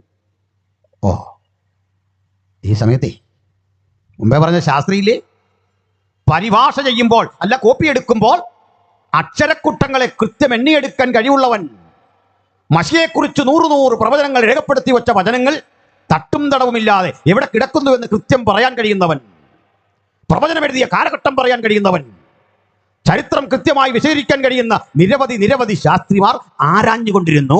ന്യായപ്രമാണത്തിൽ പ്രവാചകൃതികളിൽ പറയുന്നവൻ എവിടെ എന്ന് ആരാഞ്ഞുകൊണ്ടിരുന്നപ്പോൾ ന്യായപ്രമാണം വായിച്ചിട്ടില്ലാത്ത, പ്രവാചകന്മാരെ കുറിച്ച് കേട്ടറിവിനപ്പുറത്ത് അറിവില്ലാത്ത ഒരു സാധാരണ മുക്കുവത്തൊഴിലാളി വന്നിട്ട് പറയാ, ഞാൻ കണ്ടെത്തി. ഈ കണ്ടെത്തലാണ് ക്രിസ്ത്യാനിത്വം. ഈ കണ്ടെത്തലാണ് യേശുവിനെ അനുധാവനം ചെയ്തവന്റെ സവിശേഷത. അത് ജ്ഞാനത്തിന്റെ വശീകരണ വാക്കുകൾക്കപ്പുറത്ത് ആത്മനിറവിന്റെ ചൈതന്യം കൊണ്ട് യേശുവിനെ തിരിച്ചറിഞ്ഞ നമുക്കും ഉലകത്തോട് പറയാം, പലരുടെയും കണ്ണ് കുരുട്ട് കണ്ണായിരുന്നപ്പോൾ എന്റെ അകക്കണ്ണ് തുറന്നുകൊണ്ട് എനിക്ക് അരിമനാഥനെ കാണാൻ പറ്റി. ജീവിതത്തിലെ ഏറ്റവും വലിയ സന്തോഷം, നാഥ നിന്നെ കണ്ടതാണ്, ആ ചൈതന്യം അനുഭവിച്ചതാണ്, യേശുവിനെ തിരിച്ചറിഞ്ഞതാണ്. ഹല്ലേലൂയ. അങ്ങനെ അന്ത്രയോസ് യേശുവിനെ അനുഗമിച്ചു. പത്രോസും യേശുവിനെ അനുഗമിച്ചു. പത്രോസിനെ കണ്ടപ്പോഴേ യേശു പേരുമൊക്കെ മാറ്റിയിട്ടു. എൻ്റെ ജോലിയൊക്കെ ഞാൻ മാറ്റാൻ പോവാം, കൂടെ വരാൻ പറഞ്ഞു. നിഷ്കളങ്കനായ ഒരു മനുഷ്യനല്ലേ പത്രോസ്. പത്രോസും കൂടെ കൂടി. പിന്നെ നമ്മുടെ യോഹന്നാൻ വന്നു. അത് യേശുവിൻ്റെ ഒരു കസിനാണ് കേട്ടോ. യേശുവിൻ്റെ അമ്മയായ മറിയുടെ അനുജത്തി ശലോമയുടെ മകനാണ് ഈ പറഞ്ഞത്. അദ്ദേഹം വന്നു. അദ്ദേഹത്തിൻ്റെ സഹോദരൻ യാക്കോബ് വന്നു. അങ്ങനെ ഇരിക്കുമ്പോൾ യേശുവിനൊരു കമ്മിറ്റി വേണം. കമ്മിറ്റി എടുക്കേണ്ടി വന്നപ്പോൾ യേശു ചെയ്തത് എന്താണെന്നറിയണ്ടേ? പത്രോസിനെ വിളിച്ചു വന്നു. കൊച്ചു പയ്യനായ യോഹന്നാനെ വിളിച്ചു. അവൻ്റെ ചേട്ടൻ യാക്കോബിനെ വിളിച്ച് ഒരു എക്സിക്യൂട്ടീവ് കമ്മിറ്റി 3 പേരുള്ളൂ. അന്ത്രയോസിനെ എടുത്തില്ല. നമ്മളാണെ അന്ന് ആ സ്ഥാപനം വിട്ടുപോകും. കാരണം ഞാനല്ലേ ആദ്യം, ഞാനാ പത്രോസിനെ കൊണ്ടുവന്നു. യേശു കാട്ടിയതൊരു നന്ദി കേട്ടാണ്. സീനിയോറിറ്റി വെച്ച് എന്നെ വിളിക്കണമായിരുന്നു. ആ കൂടെ വെറുതെ ഒന്ന് ഇരുത്തിയാൽ മതി, ഇരുത്തിയില്ല. അങ്ങനൊന്നും അന്ത്രയോസ് വിട്ടുപോകില്ല. എന്താ കാര്യം ഞാൻ പറയട്ടെ? ക്ഷമിക്കണേ. ലോകത്തിലെ ഏറ്റവും ചങ്കുറപ്പുള്ള ക്രിസ്ത്യാനിയുടെ പേരാ അന്ത്രയോസ്. ലോകത്തിൽ ഏറ്റവും ധൈര്യശാലിയായ കരുത്തനായ ക്രിസ്ത്യാനി കുന്നംകുളത്തോ കോട്ടയത്തോ ഒന്നും ജീവിച്ചിരിക്കുന്ന, അമേരിക്കയിൽ ജീവിച്ചിരിക്കുന്ന ആളോ മാർപ്പാപ്പയൊന്നുമല്ല. ക്ഷമിക്കണം അങ്ങനെ പറഞ്ഞത്. എന്താ അങ്ങനെ പറയാൻ കാരണം? പറയാം, നമ്മളാരുമല്ല. ഇടയ്ക്ക് ഒരുത്തിൻ്റെ പെണ്ണിന് കല്യാണം ആലോചിച്ചപ്പോൾ ഈ കുടുംബത്തിൻ്റെ ഒരു മഹിമ പറയുകയാണ്. തോമാസ് ലീഹ വന്ന വർഷം ഈ പെണ്ണിൻ്റെ പൂർവികന്മാർ അതേ വർഷം മാമോദിസ മുങ്ങി ക്രിസ്ത്യാനികളായി തീർന്നു. അവരുടെ വീട്ടിൽ തോമാസ് ലീഹ കൊടുത്തൊരു ബൈബിള് ഇപ്പോഴും ഇരിപ്പുണ്ടെന്നു. തോമാസ് ലീഹ കൊടുത്തൊരു വിളക്കൊണ്ട് ഒത്തിരി കഥകൾ പറഞ്ഞിട്ട് പറഞ്ഞു, ഒറ്റ പെണ്ണേ ഉള്ളൂ, ഒറ്റ മോള്. കേട്ടോ ചോദിച്ചാൽ ആർക്കായി ഇത്? തോമാസ് ലീഹയ്ക്കാണോ? ഒരു പെണ്ണ്. നമ്മളിങ്ങനെ മഹിമ പറയുന്നെങ്കിലേ ഞാൻ പറയും ഏറ്റവും വലിയ അഭിമാനിയായ ക്രിസ്ത്യാനി ആരാ? അന്ത്രയോസ്. സംശയിക്കണ്ട. എന്താ കാര്യം? ഇവിടെ ഇരിക്കാൻ നമ്മളെല്ലാം എഴുന്നേൽപ്പിച്ച് നിർത്തിയിട്ട് ചോദിക്കാം, യേശുവിനെ അറിഞ്ഞോ? എന്ത് കിട്ടി? തോമസൻ പറഞ്ഞല്ലോ പുള്ളിക്ക് രോഗശാന്തി കിട്ടി. ഞാനും പറഞ്ഞല്ലോ. എലിയാശാൻ ഒത്തിരി കാര്യം പറയാനുണ്ട്. നമ്മുടെ അധ്യക്ഷൻ വിളിക്കുന്ന സകല വാസുമാർക്കും 100 അനുഭവം. തലവേദന മുതൽ ട്യൂമർ വരെ മാറിയ 100 കാര്യം. സ്ത്രീകളുടെ കാര്യമാണ് പറയണ്ട. ഒരു ഉപകാരമെങ്കിലും യേശുവിനെ കൊണ്ട് കിട്ടാത്ത ഒരാൾ ഇവിടെ ഇല്ലെന്ന്. സത്യമല്ലേ? സത്യമല്ല, വെറുതെ ഒന്നുമല്ല ഇവിടെ വന്ന നമ്മൾ. യേശുവിനെ അനുഭവിച്ചറിഞ്ഞ 100 ഗുണങ്ങൾ. പക്ഷേ അന്ത്രയോസ് യേശുവിനെ അനുഗമിക്കുമ്പോൾ യേശു ഒരത്ഭുതം ചെയ്തിട്ടില്ല. അന്ത്രയോസ് യേശുവിനെ അനുഗമിക്കുമ്പോൾ യേശു കടലിൽ മീതെ നടന്നിട്ടില്ല. യേശു പത്രോസിന്റെ അമ്മാവിയമ്മയെ അന്ന് സൗഖ്യമാക്കിയിട്ടില്ല. യേശു മുൻകൂട്ടി പ്രവചനം പറഞ്ഞിട്ടില്ല. ദേവാലയത്തിൽ അടിത്തറ തകരുമെന്ന് യേശു പറഞ്ഞിട്ടില്ല. ലാസറിനെ ഉയർപ്പിച്ചിട്ടില്ല. യായിറോസിന്റെ മകളെ ഉയർപ്പിച്ചിട്ടില്ല. ശതാധിപന്റെ ദാസനെ സൗഖ്യമാക്കിയിട്ടില്ല. കാവർന്നഭൂമിയിലെ രോഗിയെ സുഖപ്പെടുത്തിയിട്ടില്ല. ഇതൊന്നും സംഭവിക്കാത്ത ഒരു പച്ചയായ മനുഷ്യനെ നോക്കി, ഇങ്ങനെ ഒന്നും ഇതുവരെ ചെയ്തിട്ടില്ലാത്ത ഒരുവനെ നോക്കിക്കൊണ്ട് ഒരുത്തൻ പറയാ, ഇവനാണ് എൻ്റെ വീണ്ടെടുപ്പുകാരൻ, ഇവനാണ് എൻ്റെ പ്രാണപ്രിയൻ, ഇവനാണ് ന്യായപ്രമാണം പറയുന്ന മശിഹ, ഇവനാണ് എൻ്റെ രക്ഷകൻ. ഇതാണ് ക്രിസ്ത്യാനിത്വത്തിന്റെ ശ്രേഷ്ഠത എന്ന് ഞാൻ പറയും. കാരണം അവനറിയാം, ഇന്നിവൻ എനിക്ക് വേണ്ടി ഇതൊന്നും ചെയ്തില്ലെങ്കിലും എൻ്റെ ജീവിതത്തിലെ ഏറ്റവും വലിയ പ്രവൃത്തി അവന്റെ പക്കലുണ്ട്. അതെന്റെ വീണ്ടെടുപ്പാണ്. ന്യായപ്രമാണം പറയുന്ന പ്രവാചകന്മാർ പറയുന്ന മഹത്തരമായ പ്രവൃത്തി. Hallelujah, praise the Lord. അപ്പോഴേ അന്ന് മുതൽ യേശുവിൻ്റെ മാർഗം ശക്തിപ്പെട്ടു. ഈ കൂട്ട യോഹന്നാൻ ഒരു പണിയുണ്ട്. അങ്ങനെ യേശുവിൻ്റെ മാറിടം ചാരിയിരിക്കുക, ഇങ്ങനെ തൊട്ടുരുമി അങ്ങനെ ഇരിക്കുക. യേശുവിനെ ആർക്കും കൊടുക്കാത്ത വിധത്തിൽ ഇങ്ങനെ അള്ളിപ്പിടിച്ചിരിക്കുകയാണ്. യേശുവിൻ്റെ ജോലികളെല്ലാം ചെയ്യുന്ന അദ്ദേഹമാണ്. ചെരുപ്പ് കെട്ടി കൊടുക്കുന്നു, ഭക്ഷണം കഴിച്ചിട്ട് പാത്രം കഴുകി കൊടുക്കുന്നു. ഭയങ്കര സ്നേഹം. യേശുവിന് ഇഷ്ടം അവനോട്. കൊച്ചുകുട്ടിയല്ലേ. ഒട്ടിപ്പിടിച്ച് യേശുവിനോട് കൂടെ നിൽക്കുമ്പോൾ അവന് ഒത്തിരി ബാല്യത്തിൻ്റെ പരിഗണനകൾ വീട്ടിൽ കിട്ടാതെ പോയി. യേശുവിൻ്റെ കൂടെ ആയപ്പോഴും ഇതിലും ഭീകരമായൊരു സംഭവം അവൻ കാണേണ്ടി വന്നു. തൻ്റെ പ്രിയപ്പെട്ട ഗുരു ഒരു ദിവസം ക്രൂശിക്കപ്പെടുന്നു. കർത്താവിനാൽ തിരഞ്ഞെടുക്കപ്പെട്ട പത്രോസ് യേശുവിനെ തള്ളിപ്പറയുന്നു. കൂടെ നടന്ന യൂദാ ഒറ്റിക്കൊടുക്കുന്നു. ശിഷ്യഗണങ്ങൾ ചിതറി പല വഴിക്ക് പോകുന്നു. എന്നിട്ടും പോകാതെ ചോരപ്പാടണിഞ്ഞ ക്രൂശിൻ്റെ വഴിയിലൂടെ യോഹന്നാൻ വരുന്നു. ആ യോഹന്നാൻ അത്ഭുതത്തോടെ നോക്കുമ്പോൾ കാണുന്ന കാഴ്ച, ചാട്ടവാറിനാൽ അടിയേറ്റ് മാരക മരക്കുരിശ് തോളിലെത്തി നടന്നു പോകുന്ന യേശു. തലയോരിടമത്തർത്ഥമുള്ള ഗോൽഗോഥാ കുന്നിൽ നിഷ്കരുണം ക്രൂശിക്കപ്പെടുന്ന ക്രിസ്തു. ആ ക്രൂശിൽ നൊഴുകുന്ന പുണ്യാകരത്വത്തിൻ്റെ ആ പ്രതിഫലനം, അതിൻ്റെ ഗന്ധം വീഴുന്ന അന്തരീക്ഷത്തിൽ യോഹന്നാൻ നിർവികാരനായി നിന്നു. ആ വിലാപ്പുറം കുത്തിത്തുളയ്ക്കപ്പെടുമ്പോൾ, ക്രൂശിൽ കരങ്ങൾ ചേർത്ത് ആണികടിക്കുമ്പോൾ, ആ കൈകൾ വലിച്ചു പിടിക്കുമ്പോൾ ആ നിൽക്കുന്നവൻ്റെ മനസ്സിലെ ചിന്ത, ഗുരു, ഞാനെത്ര തവണ അഭയം പ്രാപിച്ച മാറ ചാട്ടവാറിന് തല്ലിപ്പൊളിക്കുന്നത്, ഞാനെത്ര തവണ ചേർന്ന് കിടന്ന് എന്നെ തഴുകിയ ആ കരങ്ങളിലാ ആണിയടിക്കുന്നത്. അവിടം വിട്ടു പോകാൻ ഇടവരാതെ നിൽക്കുന്ന ആ ചെറുപ്പക്കാരൻ തൊട്ടപ്പുറത്ത് മറിയം. പക്ഷെ യേശുവിന് ആ ഭയവും വിരുദ്ധമൊന്നുമില്ല. നിങ്ങളും ഞാനും ഒക്കെ കണ്ടുപരിചയിച്ച കലണ്ടറിലെ ചിത്രമല്ല യേശു. ആധികാരികതയോടെ യേശു അവിടെ നിന്ന് വിശുദ്ധ മറിയത്തോട് പറഞ്ഞു, സ്ത്രീയെ, ഇതാ നിന്റെ മകൻ. അദ്ദേഹത്തിന് പറഞ്ഞു, സഹോദര, നിന്റെ അമ്മ സംരക്ഷിച്ചു കൊള്ളണം പോകും. അതതിൻ്റെ വ്യംഗ്യാർത്ഥം. പക്ഷെ അവൻ അറിഞ്ഞില്ല. ഈ ക്രൂശിക്കപ്പെട്ടവൻ 3-ാം നാൾ ഉയർത്തെഴുന്നേറ്റ് അടുത്തു വന്നു. പക്ഷെ ഇപ്പോൾ ഒരപരിചിതത്വം, വിശ്വാസത്തിനപ്പുറം, പ്രതീക്ഷകൾക്കപ്പുറത്താണ്. പറഞ്ഞതുപോലെ അവൻ ഉയർത്തെഴുന്നേറ്റു. അടുത്ത 40 ദിനങ്ങൾ അവർക്ക് പ്രത്യക്ഷനായി. അതിനുശേഷം ഉയരത്തിലേക്ക് കരയേറിപ്പോയി. 50 ദിവസം തികയുന്നതിൻ്റെ അന്ന് ദൈവത്തിൻ്റെ പരിശുദ്ധാത്മാവ് ഈ ഭക്തജനങ്ങളിലേക്ക് ഇറങ്ങി പ്രവഹിച്ചു. ആത്മനിറവിന്റെ ശക്തിയോടെ അവർ അവനെ ആരാധിച്ചു. അന്യഭാഷകളിൽ അവർ ദൈവത്തെ സ്തുതിച്ചു. ആത്മനിറവിന്റെ ചൈതന്യം കൊണ്ട് ഇവർ യേശുവിനെ പ്രസംഗിച്ചു. പലതവണ പീഡിപ്പിക്കപ്പെട്ടു. ഒടുക്കം പത്മോസ് എന്ന ഏകാന്ത ദ്വീപിലേക്ക് തടവിനായി അയക്കപ്പെട്ടു. ജീവിതത്തിൻ്റെ അവസാന ഘട്ടങ്ങളിൽ, ഈ ജീവിതയാത്രയിൽ അദ്ദേഹം വിചാരിച്ചു, ഇവിടെ വെച്ച് തീർന്നു എൻ്റെ ജീവിതം. പത്മോസിലെ ജീവിത ഏകാന്തതയ്ക്കിടയിൽ ഇവിടെ വെച്ച് ജീവിതം തീർന്നു എന്ന് ചിന്തിച്ചു കഴിയവേ തൊട്ടടുത്തൊക്കെ കൊടും കുറ്റവാളികളെ ഇതുപോലെ ഇട്ടിട്ടുണ്ട്. അതാണ് അന്നത്തെ രീതി. മാരക കൊലക്കേസുകളിൽ അകപ്പെട്ടവര്, സ്ത്രീ പീഡകന്മാര്, രാഷ്ട്രത്തിലെ ഭരണാധികാരികൾക്കെതിരെ ചാരപ്പണി നടത്തുന്നവർ, അവരെയൊക്കെ കൊണ്ടിടുന്ന ക്രൂരന്മാരുടെ ഇടമാണത്. ആ സ്ഥലത്തിട്ട് പരസ്പരം ആക്രമിക്കുന്ന, ഉന്മൂലനം ചെയ്യുന്ന, ഏറ്റുമുട്ടുന്ന സംഘങ്ങൾ. പക്ഷേ ഭക്തൻ പറയാ, കർത്തൃ ദിവസത്തിൽ ഞാൻ ആത്മവിവശനായി. 90 വയസ്സ് പിന്നിടുമ്പോഴും കർത്തൃ ദിവസത്തിന്റെ ഓർമ്മകൾ അദ്ദേഹത്തെ ആവേശഭരിതനാക്കി. അത് ആ ക്രൂശിന്റെ ചുവട്ടിൽ നിന്നാൽ പ്രായമെത്ര ആയാലും കണ്ണുമങ്ങില്ല സുഹൃത്തേ. ആ ക്രൂശീകരിക്കപ്പെട്ടവനെ കണ്ടറിഞ്ഞവന് ജീവിതത്തിൽ ഒരിക്കലും ഇത്തരത്തിൽ പ്രതിസന്ധികളുടെ മധ്യത്തിൽ അടിമതറിപ്പോവില്ല. അവൻ ചങ്കുറപ്പോടെ നിന്നു. ഒടുക്കം ആ കിടപ്പിൽ വെച്ച തേജോമയനായ ക്രിസ്തുവിന്റെ രൂപം ദർശിച്ചത് ഈ ദൈവപുരുഷൻ. ആ രൂപത്തിന്റെ ദർശനം പണ്ട് ക്രൂശിച്ച് വിവസ്ത്രനാക്കി പരിഹസിച്ചയച്ചതുപോലെയല്ല. തേജോരൂപിയായി 7 പൊൻനിലവിളക്കുള്ള നടുവിൽ നിലയങ്കി ധരിച്ചു മാറത്ത് പങ്കച്ച കെട്ടിയ മനുഷ്യപുത്രനോട് സദൃശനായവനെ ദർശനത്തിൽ അദ്ദേഹം കണ്ടു. ശുശ്രൂഷ ഇനിയും തീരാത്തവൻ തൻ്റെ ജീവിതത്തിലെ അമൂല്യ കൃതികൾ എഴുതുവാൻ ആ കരങ്ങൾ ഉപയോഗിച്ചു. ആ വഴിത്താരയിലെ മനോഹരമായ പുസ്തകമാ യോഹന്നാന്റെ സുവിശേഷം. ഇതാണ് ആമുഖമായി പറയാനുള്ളത്. ഇതിൻ്റെ പശ്ചാത്തലമൊക്കെ നിങ്ങൾക്ക് മനസ്സിലായി. ഞാനിവിടെ ഉദ്ദേശിച്ചൊരു കാര്യം, ഈ മനുഷ്യൻ്റെ ജീവിത പശ്ചാത്തലം പരിഗണിക്കുക. അദ്ദേഹത്തിന് പരമാവധി എന്തുവരെ എഴുതാൻ പറ്റും യേശുവിനെ പറ്റി, ആരോടൊക്കെ സംസാരിക്കാൻ പറ്റും. പക്ഷേ അദ്ദേഹത്തിൻ്റെ ശുശ്രൂഷാ സംബന്ധിയായ ചിന്തയുടെ ഒരാഴം ഞാൻ ഓർമ്മപ്പെടുത്തി ഈ ചിന്ത സമാഹരിക്കാം. ശ്രദ്ധിക്കണം.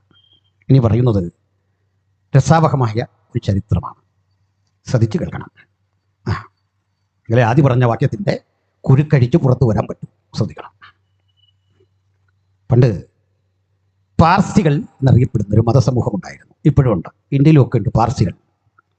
നമ്മുടെ രത്തൻ ടാറ്റ ബിർളയിലെ യമഹ എന്നൊക്കെ പറയുന്നതിലെ ഗോയങ്ക എന്നൊക്കെ പറയുന്നതിലെ ടാറ്റയിലെ അദ്ദേഹം പാർസിയാണ്. പാർസികൾ ഇന്ത്യയിലുണ്ട്. ഒരു മതന്യൂനപക്ഷമാണ്. പണ്ട് ഇന്ത്യയിൽ ശക്തരായിരുന്നു.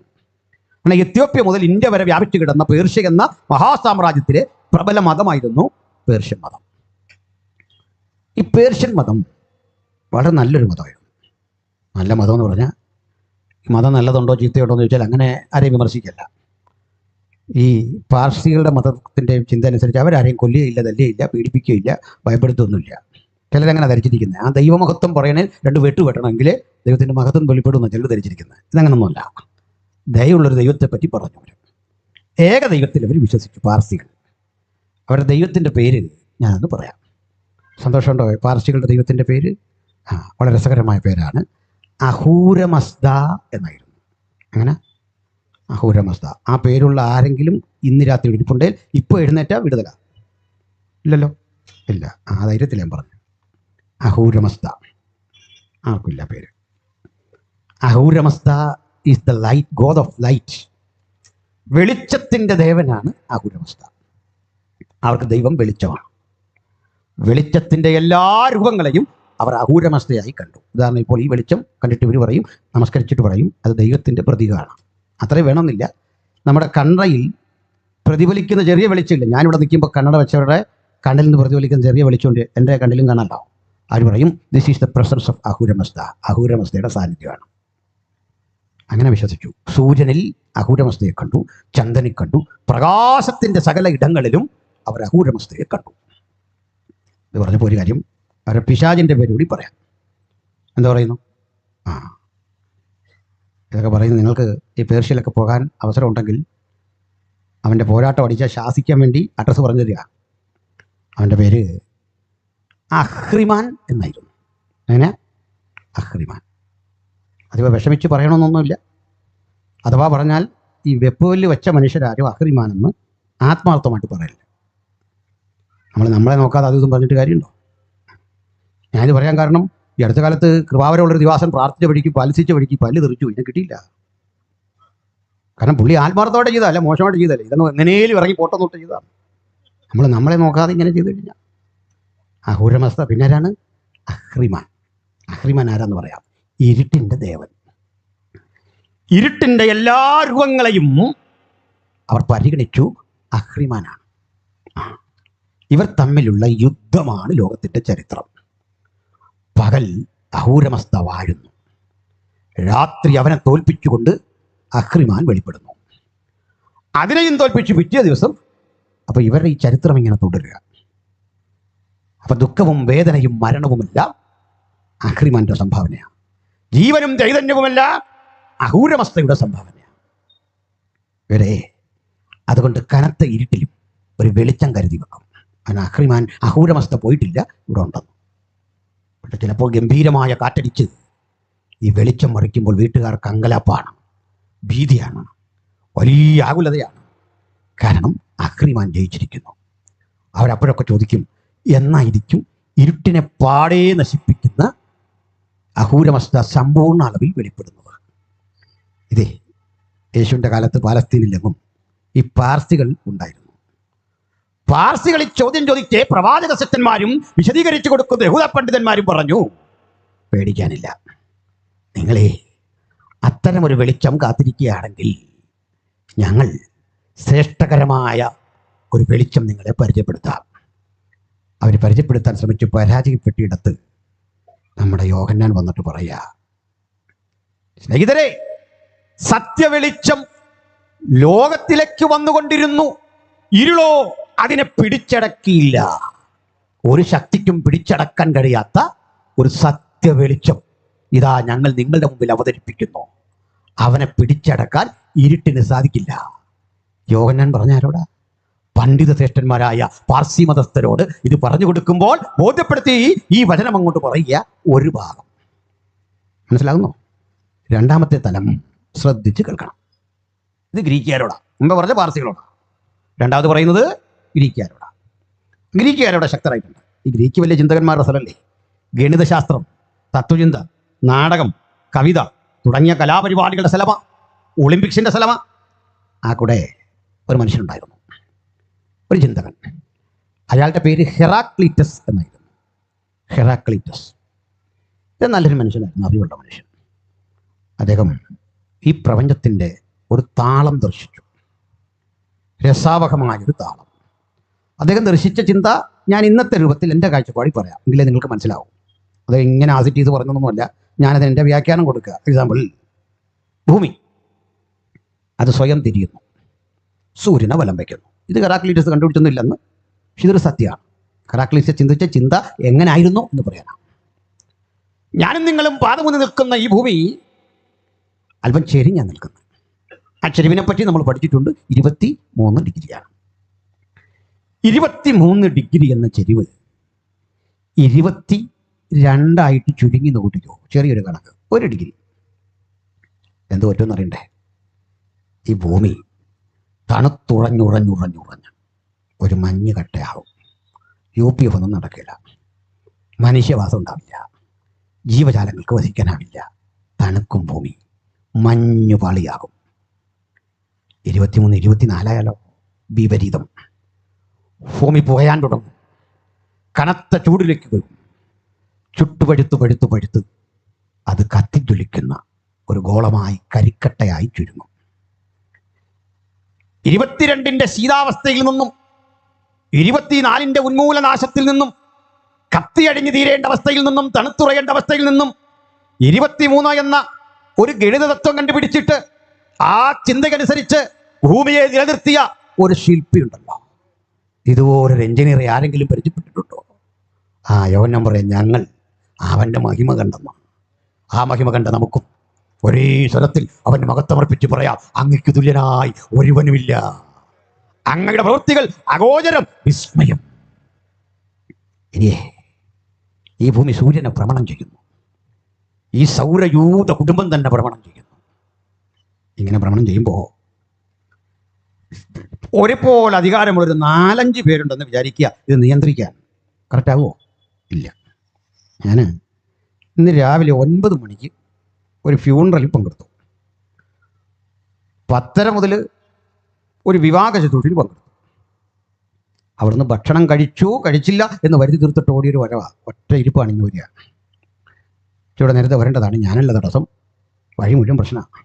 അപ്പോൾ ഈ പോലീസ് ഇങ്ങനെ വഴി കാണിച്ചു വിടുന്നു, നമ്മൾ പോരുന്നു. പോലീസ് ഇല്ലെങ്കിൽ നമുക്ക് എങ്ങനെയും പോരായിരുന്നു, കാരണം ഒരാളെ നിന്ന് ഒത്തിരി ആക്ഷൻ ഇങ്ങനെ കാണിച്ചുകൊണ്ടിരിക്കുകയാണ്. ഞാനോർത്തൊരു പോലീസുകാരൻ്റെ കൈ പറഞ്ഞു പോകുന്നു, ഇങ്ങനെ കാണിച്ചു അതുപോലെ സ്പീഡില്ല. ഏതായാലും അവരവിടെ നിൽക്കട്ടെ. ഞാൻ പോലീസിനെതിരെ പറഞ്ഞില്ല, നല്ല മനുഷ്യരാണ് നമ്മുടെ പോലീസുകാർ. പൊതുവെ പ്രകോപനകാരികളൊന്നുമില്ല. മറ്റു സ്റ്റേറ്റുകളിലൊക്കെ ചെന്നാൽ പോലീസ് എന്തെല്ലോ വിക്രിയാണ് കാണിക്കുന്നത്. നമ്മുടെ പോലീസ് വല്ലപ്പോഴും ആകാശത്തിലേക്ക് 3-4 വെടി വെക്കും, അത്രയും കാര്യമുള്ളൂ. ഒരുത്തിൻ്റെ നേരെ ഉന്നം പിടിച്ച് ഇന്നുവരെയും വെടി വെച്ചിട്ടില്ല. മുകളിലോട്ട് ആർക്കും ഒരു അപകടമില്ല, പോട്ടെ പാവങ്ങൾ. അപ്പോൾ പക്ഷേ ഒരു 3-4 പോലീസ് അവിടെ നിന്ന് ഇങ്ങനെ കാണിച്ചാൽ വണ്ടി കൂട്ടിയിടിക്കുന്നു. അവൻ ഒരാൾ അങ്ങോട്ട്, ഒരാൾ ഇങ്ങോട്ട്, ഒരാൾ 2-3 യൂണിയനിൽ പെട്ടവരാണെങ്കിൽ പറയണ്ട, വണ്ടി കൂട്ടിയിടിക്കും. ഞാൻ പരിഹസിച്ചല്ല. അതായത് പ്രപഞ്ചത്തെ നിയന്ത്രിക്കാൻ ഒത്തിരി ദൈവങ്ങളുണ്ടെങ്കിൽ ഇടിയുടെ പൂരമായിരിക്കും, ബാക്കി ആരും കാണത്തില്ലെന്ന്.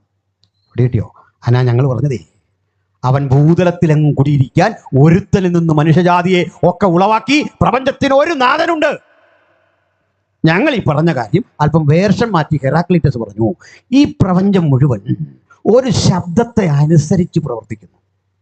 ഒറ്റ ആജ്ഞ. പലരെ ആജ്ഞ കേട്ടല്ല ഈ പ്രപഞ്ചം പ്രവർത്തിക്കുന്നത്, സൂര്യൻ ഉദിക്കുന്നത്, അസ്തമിക്കുന്നത്. അതൊക്കെ ആപേക്ഷികമാണെങ്കിലും അതൊക്കെ മനുഷ്യനെ യാഥാർത്ഥ്യമായി തോന്നുന്നത് ഒരാജ്ഞ. ആ ആജ്ഞാശബ്ദത്തിന് അദ്ദേഹം ഒരു പേരിട്ടു, ലോഗോസ്. ആ ലോഗോസിനെ പരിഭാഷപ്പെടുത്തിയപ്പോൾ നമ്മൾ പറഞ്ഞു വചനം. പഠിക്കോ?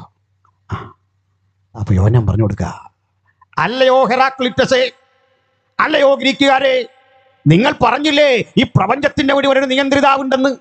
നിങ്ങളുടെ തത്വചിന്തകൻ കണ്ടെത്തിയില്ലേ? അത് നിങ്ങളുടെ ഊഹമാ. പക്ഷെ ഒരു കാര്യം ഹെറാക്ലിറ്റസേ, ഞങ്ങൾ ചോദിക്കുക, അതാരാ? അങ്ങേക്ക് ഉത്തരമില്ല. നിങ്ങൾക്കാർക്കും പറയാനാവാത്ത ആ ഉത്തരം ഞങ്ങൾ കൃത്യം പറയാം. ആദിയിൽ ആ ലോഗോസ് ഉണ്ടായിരുന്നു. ആ ലോഗോസ് ദൈവമായിരുന്നു. ആ ലോഗോസ് ദൈവത്തോട് കൂടെ ആയിരുന്നു. അതെന്നങ്ങനെ പറയാം. ഞാനും എൻ്റെ ശബ്ദവും 2 പേരല്ല, ഞാൻ തന്നെയാണ് എൻ്റെ ശബ്ദം. എൻ്റെ ശബ്ദമാണ് ഞാനാണ് എൻ്റെ ശബ്ദം. അവിടെ കേവലം ഒരു ശബ്ദമല്ലിത്, അതിനപ്പുറത്തൊരു തലമുണ്ട്. എങ്ങനെയെന്ന് വ്യക്തമാക്കാം. ഇവിടെ ലോഗോസ് എന്ന് പറഞ്ഞിട്ട് പിന്നെ പറയുക അവൻ അവൻ അവൻ താഴോട്ട് അങ്ങനെ പോകുന്നത്. അവനെന്നാണ് ലോഗോസിനെ പിന്നെ വിളിക്കുന്നത്. അതായത് പുല്ലിംഗ നാമധേയം അവന് ആരോപിച്ചുകൊണ്ട് ലോഗോസ് ഒരു വ്യക്തിയാണ് എന്ന് പറയുക. ഇവിടെ പഠിക്കണം, ഗ്രഹിക്കണം. പിതാവും പുത്രനും പരിശുദ്ധാത്മാവും എന്ന ഏകസത്യ ദൈവത്തെക്കുറിച്ചുള്ള ഏറ്റവും ശക്തമായൊരു വെളിപ്പാടാണ് യോഹന്നാൻ 1:1. എൻ്റെ കാര്യകാരണങ്ങളിലേക്ക് ഒന്ന് വരാം. എലിയാശാനെ തന്നെ ഉദാഹരണമായിട്ട് എടുക്കാം. കാരണം നമ്മുടെ കൂടെ ഉള്ളതിൽ പക്വമതിയായ ദിവാസനുണ്ട്. അദ്ദേഹം ചൂടാകില്ല, എന്നോടൊട്ടും ചൂടാകില്ല, കൊണ്ട് പറയാം. ഈ എലിയാശാൻ പറഞ്ഞ മക്കൾ 5-6 പേരുണ്ട്, കൊച്ചുമക്കളുണ്ട്. നമ്മൾ ഈ കാണുന്ന പോലല്ലേ എലിയാശാൻ. നമ്മൾ ഈ കാണുമ്പോൾ ഒരു പാവം മനുഷ്യൻ, പാവപ്പെട്ട ചെരുതിവാസികളും കൊച്ചുകളൊക്കെ സുവിശേഷം പറയും. ഇപ്പോഴും പറഞ്ഞല്ലോ, എവിടെയും പോയി പറയുന്നു. പക്ഷേ ഈ വീട്ടിൽ മക്കളെയൊക്കെ അടുത്ത് DYSP പെരുമാറുന്നല്ല പെരുമാറുന്നത്. എനിക്കറിയാതെ.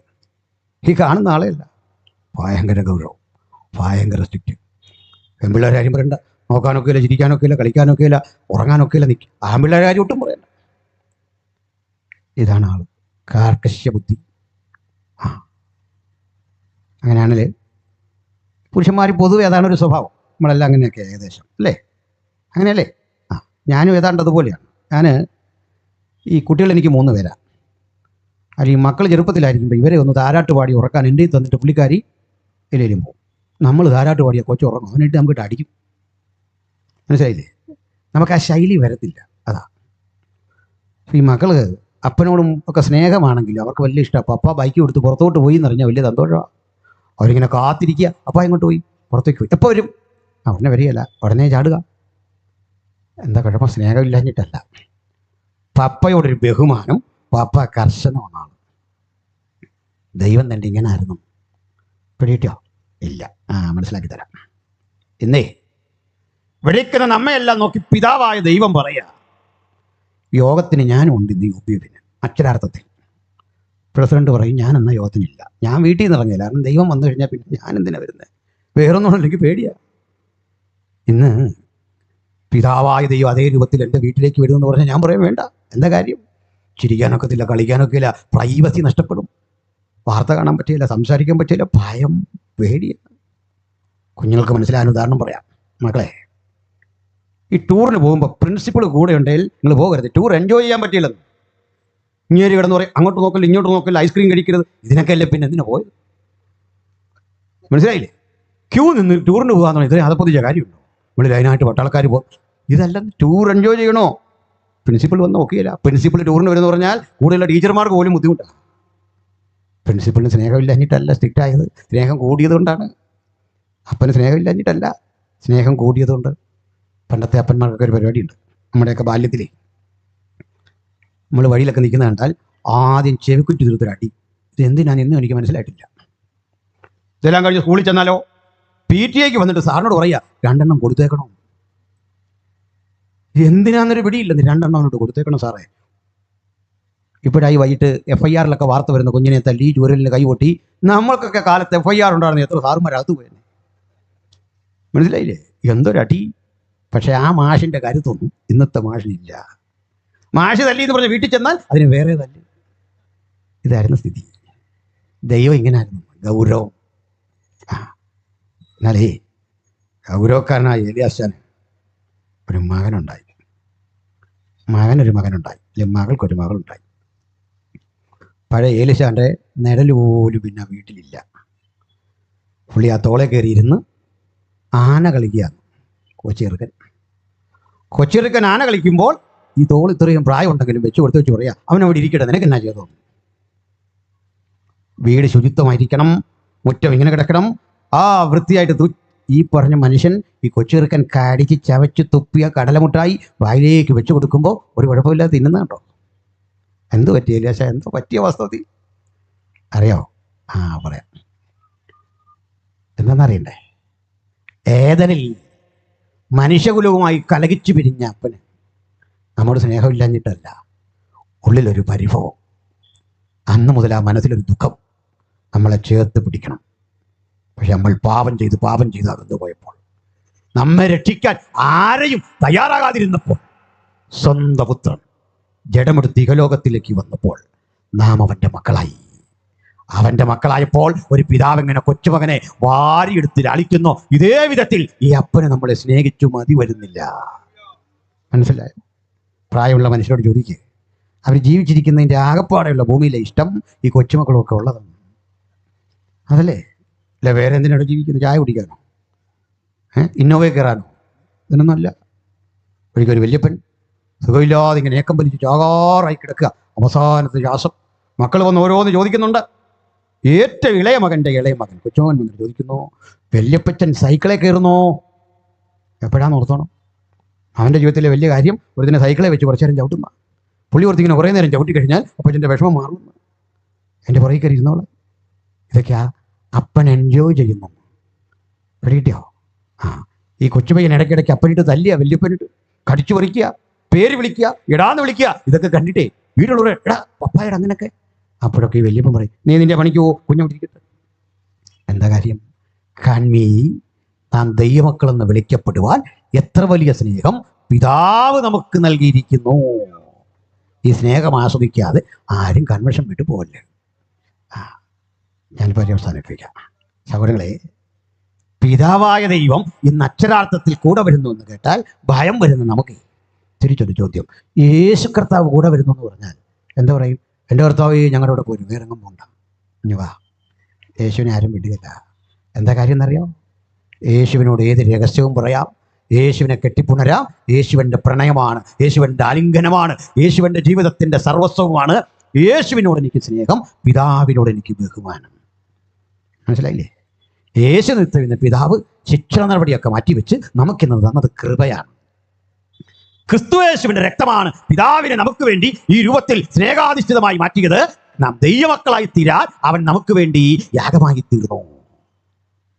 ഇങ്ങനെ വേറെ കുഴപ്പമുണ്ട്. ഈ കുഞ്ഞിനെ വല്യപ്പൻ്റെയും വല്യമ്മയുടെയും കയ്യിൽ ഏൽപ്പിച്ചിട്ട് പോയി. സ്നേഹം മാത്രം, തല്ലില്ല. തല്ലുപോലെ ഇങ്ങനെ ഒന്ന് കാണിക്കും. അവൻ ഇരട്ടി ശക്തിക്ക് കുസൃതി കാണിക്കുക. ചെറുക്കം പിഴച്ചു പോവും, കുഴപ്പമാകും. അങ്ങനെയെങ്കിൽ പിതാവ് നമ്മളെ സ്നേഹിച്ചു, പുത്രൻ സ്നേഹിച്ചു. സ്നേഹത്തിൻ്റെ ആധിക്യം കൊണ്ടേ നമ്മൾ വഷളായി പോകുമെന്ന് പോകും. അമ്പലം വിടുകയില്ല. അതിനെ ഒരു കാര്യസ്ഥനെയാക്കി വെച്ചിട്ടുണ്ട്. വീട്ടിലൊരു അങ്കിളുണ്ട്. പുള്ളിക്ക് കുഞ്ഞിനോട് വലിയ കാര്യമാണ്, സ്വന്തം മക്കളേക്കാൾ കാര്യമാണ് പെങ്ങളുടെ മോനെ. പക്ഷെ കുസൃതി കാണിച്ചാൽ ഇടയ്ക്ക് ഓരോ പേർക്ക് ഓരോ അടി. അപ്പോഴൊക്കെ അപ്പൻ പറയും, ദേ അങ്കിൾ വരുന്നു, പേടിയാ. എന്നെ ഭയപ്പെടുത്തുന്ന, എനിക്ക് മെൻ്ററായിരിക്കുന്ന, എനിക്ക് ആലോചനക്കാരനായിരിക്കുന്ന ദൈവത്തിൻ്റെ പരിശുദ്ധാത്മാവ്. എന്നിട്ട് ഇതിനുള്ളതാ തൃത്വം. പെട്ടിയോ? യഹോവ നല്ലവൻ എന്ന് രുചിച്ചറിവിൻ, അവനെ ശരണം പ്രാപിക്കുന്ന പുരുഷൻ ഭാഗ്യവാൻ. ദൈവത്തെ അനുഭവിക്കണം, പിതാവിനെ അനുഭവിക്കണം, പുത്രനെ അനുഭവിക്കണം, പരിശുദ്ധാത്മാവിനെ അനുഭവിക്കണം. അത് ആസ്വദിക്കണം, തൊട്ടറിയണം. ഒന്നൊരു പറഞ്ഞ് ഞാൻ അവസാനിപ്പിക്കാം.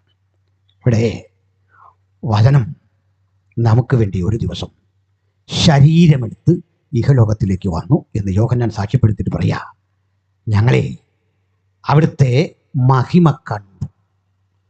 ഞങ്ങളവന്റെ മഹിമ കണ്ട സാക്ഷികൾ. ഞങ്ങളവന്റെ തേജസ്, പിതാവിന്റെ തേജസ്, ഏകജാതനായവന്റെ തേജസ്സായി അവനിൽ കണ്ടു. ഇതാണ് രക്ഷാനുഭവമുള്ള ദൈവത്തിന്റെ പ്രത്യേകത. യേശുവിനെ കണ്ടത് പിതാവിനെ കണ്ടതുപോലെയാണ്.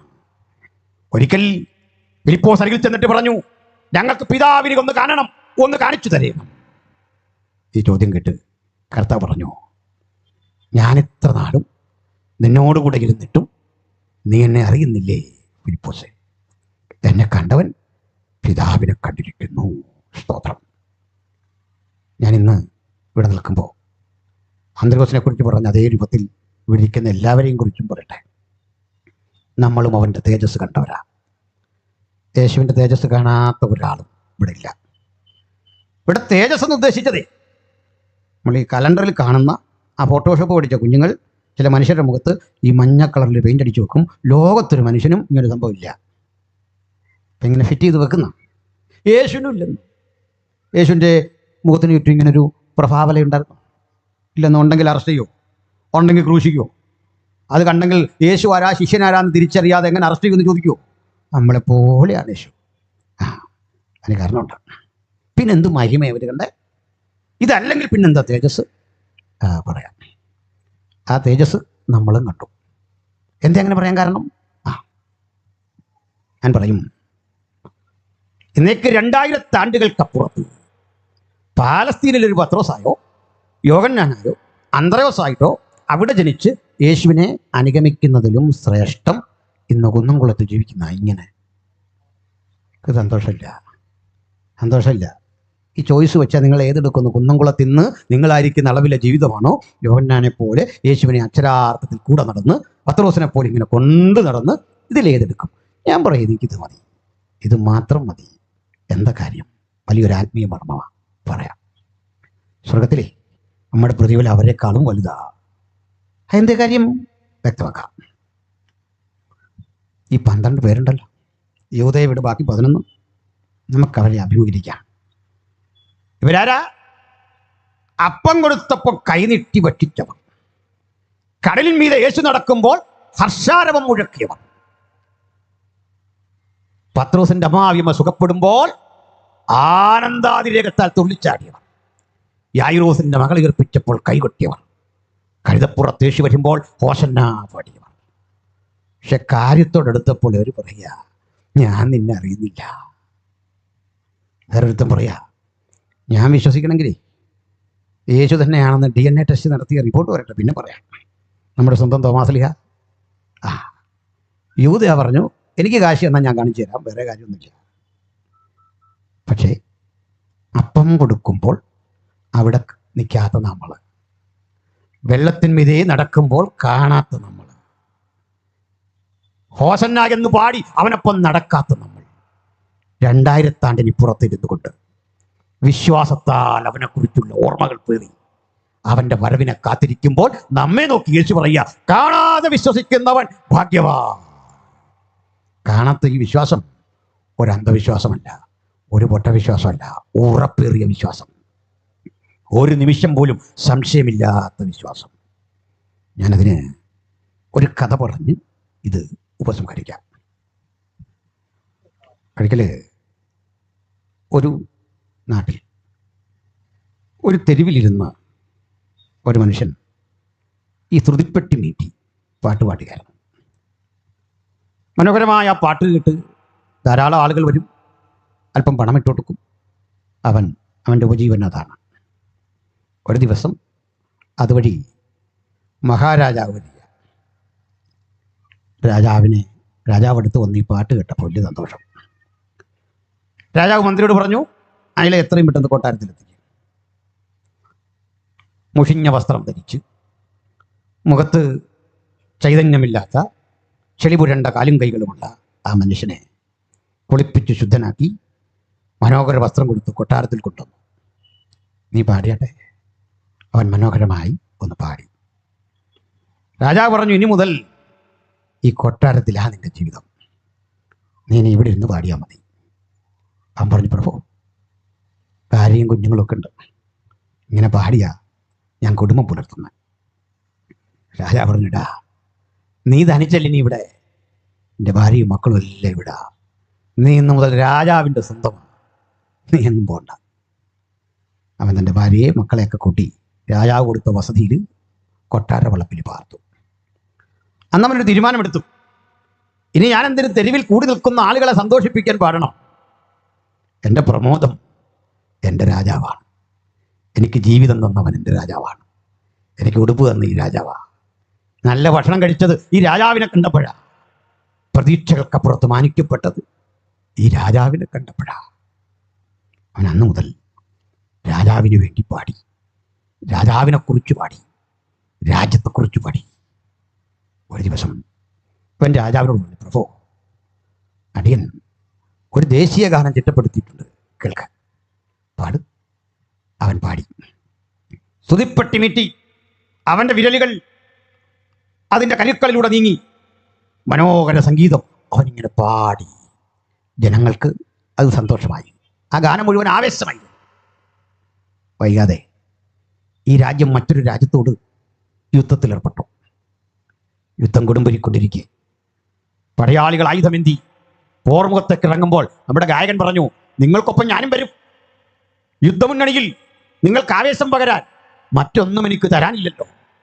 എനിക്ക് വാളെടുക്കാൻ അറിഞ്ഞുകൂടാ, ആയുധം രാഗിമെനിക്കാൻ അറിഞ്ഞുകൂടാ. ആകെ അറിവുള്ളത് എൻ്റെ രാജാവിനെ കുറിച്ച്, എൻ്റെ രാജ്യത്തെക്കുറിച്ച് പാടാൻ. അത് പാടുമ്പോൾ നിങ്ങൾക്കല്പം ആവേശം കിട്ടിയാൽ അതെനിക്ക് ചാരിതാർത്ഥ്യജനകമാക്കും. അവനും യുദ്ധമുന്നണിയിൽ പാടി. പക്ഷേ ഈ രാജ്യം തോറ്റുപോയി. നമ്മുടെ ഗായകൻ പിടിക്കപ്പെട്ടു. ഇയാളുടെ കണ്ണ് കുത്തിപ്പൊട്ടിച്ചു, അടിമയായി പിടിച്ചു, ശത്രു രാജ്യത്തേക്ക് കൊണ്ടുവന്നു. ആരോ പറഞ്ഞു, പ്രഭു, ആ കൂടെ ഞങ്ങൾക്ക് കിട്ടിയ ഒരു മനുഷ്യനാ, ഇയാളൊരു പാട്ടുകാരൻ, അയാളുടെ പാട്ടൊന്ന് കേൾക്കാൻ. രാജാവ് പറഞ്ഞു, പുതിയ രാജാവ്, ശത്രുവിൻ്റെ രാജ്യത്തിലെ രാജാവ്, ആ നീ പാട്. ഞാൻ പറഞ്ഞു, പ്രഭു ക്ഷമിക്കണം, എൻ്റെ നാവിലേക്ക് മറ്റു പാട്ടുകളൊന്നും വരില്ല ഗുരു. പ്രഭു, എനിക്ക് വില തന്നത്, എൻ്റെ പ്രാണന് അംഗീകാരം തന്നത്, എൻ്റെ വിശപ്പ് മാറ്റിയത് എനിക്കൊരു രാജാവുണ്ടവനാ. ഈ സദസ്സിലും എനിക്ക് അവനെക്കുറിച്ച് പാടാനേ കഴിയും. ആ അത് മതി, നിന്റെ പാട്ടിൻ്റെ മാധുര്യം ഒന്നറിയാൻ, ഒന്ന് അളക്കാൻ, നീ അത് പാടിക്കോ. അവൻ സ്തുതിപ്പെട്ടി കയ്യിലെടുത്തു, കരുക്കളിലൂടെ കൈനീട്ടി. അങ്ങനെ പശ്ചാത്തലമൊരുങ്ങി അവൻ പാട്ട് തുടങ്ങി. അവൻ എഴുതിയ ആ ദേശഭക്തി ഗാനം, ആ ദേശീയ ഗാനം. പക്ഷേ അവനൊരു പ്രശ്നം നേരിട്ടു. ഈ പാട്ടിൻ്റെ ക്ലൈമാക്സിൽ, എൻ്റെ ഏറ്റവും ഒടുവിലേക്കെത്തുന്ന ഉച്ചസ്ഥായിലെത്തുമ്പോൾ, പരകോടിയിലെത്തുമ്പോൾ കോറസ് ചേർന്ന് പാടി അവനൊപ്പം നീങ്ങണം, എങ്കിലേ അത് കറക്റ്റാവും. ഇവനാര് കോറസ് പാടിക്കൊടുക്കാനാ? ശത്രുവിൻ്റെ രാജ്യത്തിലാ. തന്നെയല്ല, ആ ഉച്ചസ്ഥായിലേക്ക് കിടക്കാൻ ഒരു 3 കൈത്താളം കൃത്യം അനുവാദത്തിൽ എണ്ണം പറഞ്ഞു വീഴണം. ആര് കൈയടിക്കാൻ? അവൻ വിചാരിച്ചു, എൻ്റെ രാജ്യത്തെ ഉയർത്തുന്ന ഏറ്റവും ശക്തിമത്തായ ആ വാചകങ്ങൾ പാടാൻ കഴിയില്ല, എനിക്ക് മുഴുവിപ്പിക്കാൻ കഴിയില്ല. പാതി വഴിയിൽ പാട്ട് നിർത്തണം. പാടി ആ ക്ലൈമാക്സിന്റെ തൊട്ടരയിലെത്തുമ്പോൾ അവനെ അമ്പരപ്പിച്ചുകൊണ്ട് ഒരു 3 കൈത്താളം, ഉജ്ജ്വലമായ 3 കൈത്താളം, ആ താളത്തിനൊടുവിൽ അവനെ അമ്പരപ്പിക്കുന്ന മനോഹാരിതയിൽ കോറസ് തനിക്കൊപ്പം കയറി വരുന്നു. പാടി അവൻ പാട്ട് തീർന്നപ്പോൾ ചോദിച്ചു, കൂട്ടുകാരാ, ആരോ എന്നെ സ്നേഹിക്കുന്നവരിവിടുണ്ട്, എൻ്റെ പാട്ടറിയുന്ന ആരോ ഇവിടെയുണ്ട്. കണ്ണു കാണില്ല എനിക്ക്. അങ്ങ് പറയൂ, ശത്രുവിൻ്റെ രാജ്യത്തിരുന്ന് ഞാൻ എൻ്റെ രാജാവിനെ പാടിപ്പുകഴ്ത്തുമ്പോൾ, എൻ്റെ രാജ്യത്തെ പ്രകീർത്തിക്കുമ്പോൾ എനിക്കൊപ്പം പാടിയ, എനിക്ക് കരമടിച്ചെന്നെ പ്രോത്സാഹിപ്പിച്ച അങ്ങ് ആരാണ്? തൊട്ടപ്പുറത്തൊരു ശബ്ദം, മഹാനായ ഗായകൻ, അത് വേറെ ആരുമല്ല, നിന്റെ രാജാവ് തന്നെയാണ്. എന്നെയും കണ്ണുകുത്തി പൊട്ടിച്ച് വൈകല്യം വരുത്തി നിന്റെ തൊട്ടരിയിലിരുത്തിയിട്ടുണ്ട്. ശത്രുവിൻ്റെ കൊട്ടയ്ക്കകത്തും എന്നെക്കുറിച്ച് പാടിയപ്പോൾ മരണം വന്നാലും നിനക്കൊപ്പം ആ പാട്ട് പാടണം എന്നുള്ള ചിന്ത കൊണ്ട് ഞാനും നിനക്കൊപ്പം അങ്ങനെ പാടുന്നു. നിന്റെ രാജാവ് നിന്നെ മറക്കുന്നവനല്ല. ഗായകൻ പൊട്ടിക്കരഞ്ഞു. എന്താണ് കാരണം? എൻ്റെ പരിമിതിയിലേക്ക് എനിക്ക് വേണ്ടി ഇതാ ചുരുങ്ങുന്ന ഒരു രാജാവ്. ഇതുപോലെ എനിക്കൊരു രാജാവ് വചനം ജഡമെടുത്ത് എനിക്കൊപ്പം പാർത്ത് കൃപയും സത്യവും നിറഞ്ഞവനായി എന്നോടുകൂടെ പാർക്കുമ്പോൾ എനിക്കും എന്ന് പറയാം, എൻ്റെ കൃതി രാജാവിന് വേണ്ടിയുള്ളത്, അവസാന ശബ്ദം യേശുവിന് വേണ്ടിയുള്ളത്, അവസാന നിമിഷം യേശുവിന് വേണ്ടിയുള്ളത്. പ്രാണൻ പൊലിയുമ്പോഴും നമുക്ക് ഒരേ സ്വരത്തിൽ പറയാം, മറ്റൊരുവനിലും രക്ഷയില്ല. നാം രക്ഷിക്കപ്പെടുവാൻ ആകാശത്തിന് കീഴിൽ മനുഷ്യരുടെ ഇടയിൽ നൽകപ്പെട്ട ഒരേ ഒരു നാമം കർത്താവായ യേശു ക്രിസ്തുവിന്റെ നാമം. ഇവിടുന്ന് വെട്ടിപ്പിരിയുമ്പോ വെള്ളം ചോദിച്ചു മരിക്കാനല്ല, ആക്രമിക്കാൻ അടുത്തു വരുന്നവരെ കണ്ട് ഭയരഹിതരായിട്ട് ഓടാനല്ല, കയ്യിൽ കരവാളെന്തി ചുഴറ്റിക്കൊണ്ട് നെഞ്ചകം കുത്തിക്കീറാൻ അടുത്തു വരുമ്പോഴും കരം നീട്ടി യേശുവിന്റെ സ്നേഹം പറയാൻ ആർജവമുള്ള ഒരു തലമുറയുടെ ആവിർഭാവം ഇന്ന് രാത്രി ഇവിടെ ഉടലെടുക്കട്ടെ. യേശുവിനെ പ്രസംഗിക്കാൻ, യേശുവിനെ നിൽക്കാൻ, ഈ രാജാവിന് വേണ്ടി വിരൽ ചലിപ്പിക്കാൻ, ഈ രാജാവിന് വേണ്ടി ഹൃദയം തുടിക്കാൻ, ഈ രാജാവിന് വേണ്ടി ശബ്ദം മുടക്കാൻ കഴിയുന്ന ഒരു ജനതയുടെ ആരംഭം, ഒരു യുവതയുടെ ആവിർഭാവം ഇവിടെ ഉടലെടുക്കട്ടെ. ആർക്കുണ്ട് യേശുവിനെ പ്രസംഗിക്കാൻ ആഗ്രഹം? ആർക്കുണ്ട് യേശുവിനെ പ്രസംഗിക്കാൻ ആർജവം? ആർക്കുണ്ട് അവസാന നിമിഷത്തിലും എനിക്ക് എന്റെ യേശുവിനെ ഉയർത്തണം ആഗ്രഹം? ഈ രാത്രി പുത്തൻ ബലമാണ്, അത് പുതിയ കരുത്താണ്, അത് പ്രായത്തെ അതിജീവിക്കുന്ന ശക്തിയാണ്, രോഗത്തെ തോൽപ്പിച്ച് കളയുന്ന ദിവ്യമായ ദൈവിക ഇടപെടലാണ്. ആ ബലം, ആ ശക്തി ഇത് നമ്മിലെല്ലാം വ്യാപരിക്കട്ടെ. കണ്ണിനടയ്ക്ക, പ്രാർത്ഥന കടുങ്ങ, ജലമെടുത്ത് നമ്മുടെ ഇടയിൽ പാർത്ത ഈ ദൈവപുത്രനെ ഉയർത്തുവാൻ, ആ യേശുവിനെ പ്രസംഗിക്കാൻ, യേശുവിനെ അനുധാവനം ചെയ്യാൻ ഈ രാത്രി ഒരുപെടാ. അതിനുവേണ്ടി സമർപ്പിതരാകാം. ദൈവ സാന്നിധ്യം നമ്മിൽ വാഴട്ടെ. ഞാനൊരു വാക്കിൽ പ്രാർത്ഥിക്കുന്നു. സർവശക്തനെ, വചനം കേട്ടവർക്കായി സ്തോത്രം. നിനക്കായി സമർപ്പണം ചെയ്തവരുണ്ടെങ്കിൽ അവർക്കായി സ്തോത്രം. നിന്റെ കൃപയുടെ വല്ലഭത്വം ഈ ജനതയുടെ മേൽ വ്യാപരിച്ച് യേശുവിന് വേണ്ടി ധീരെ നിൽക്കാം. അവരെ സഹായിക്കണം, ബലപ്പെടുത്തണം. അവിടുന്ന് പ്രാർത്ഥന കേട്ടുകൊണ്ട് സ്തുതിക്കുന്നു. യേശുവിൻ നാമത്തിൽ തന്നെ ആമേൻ.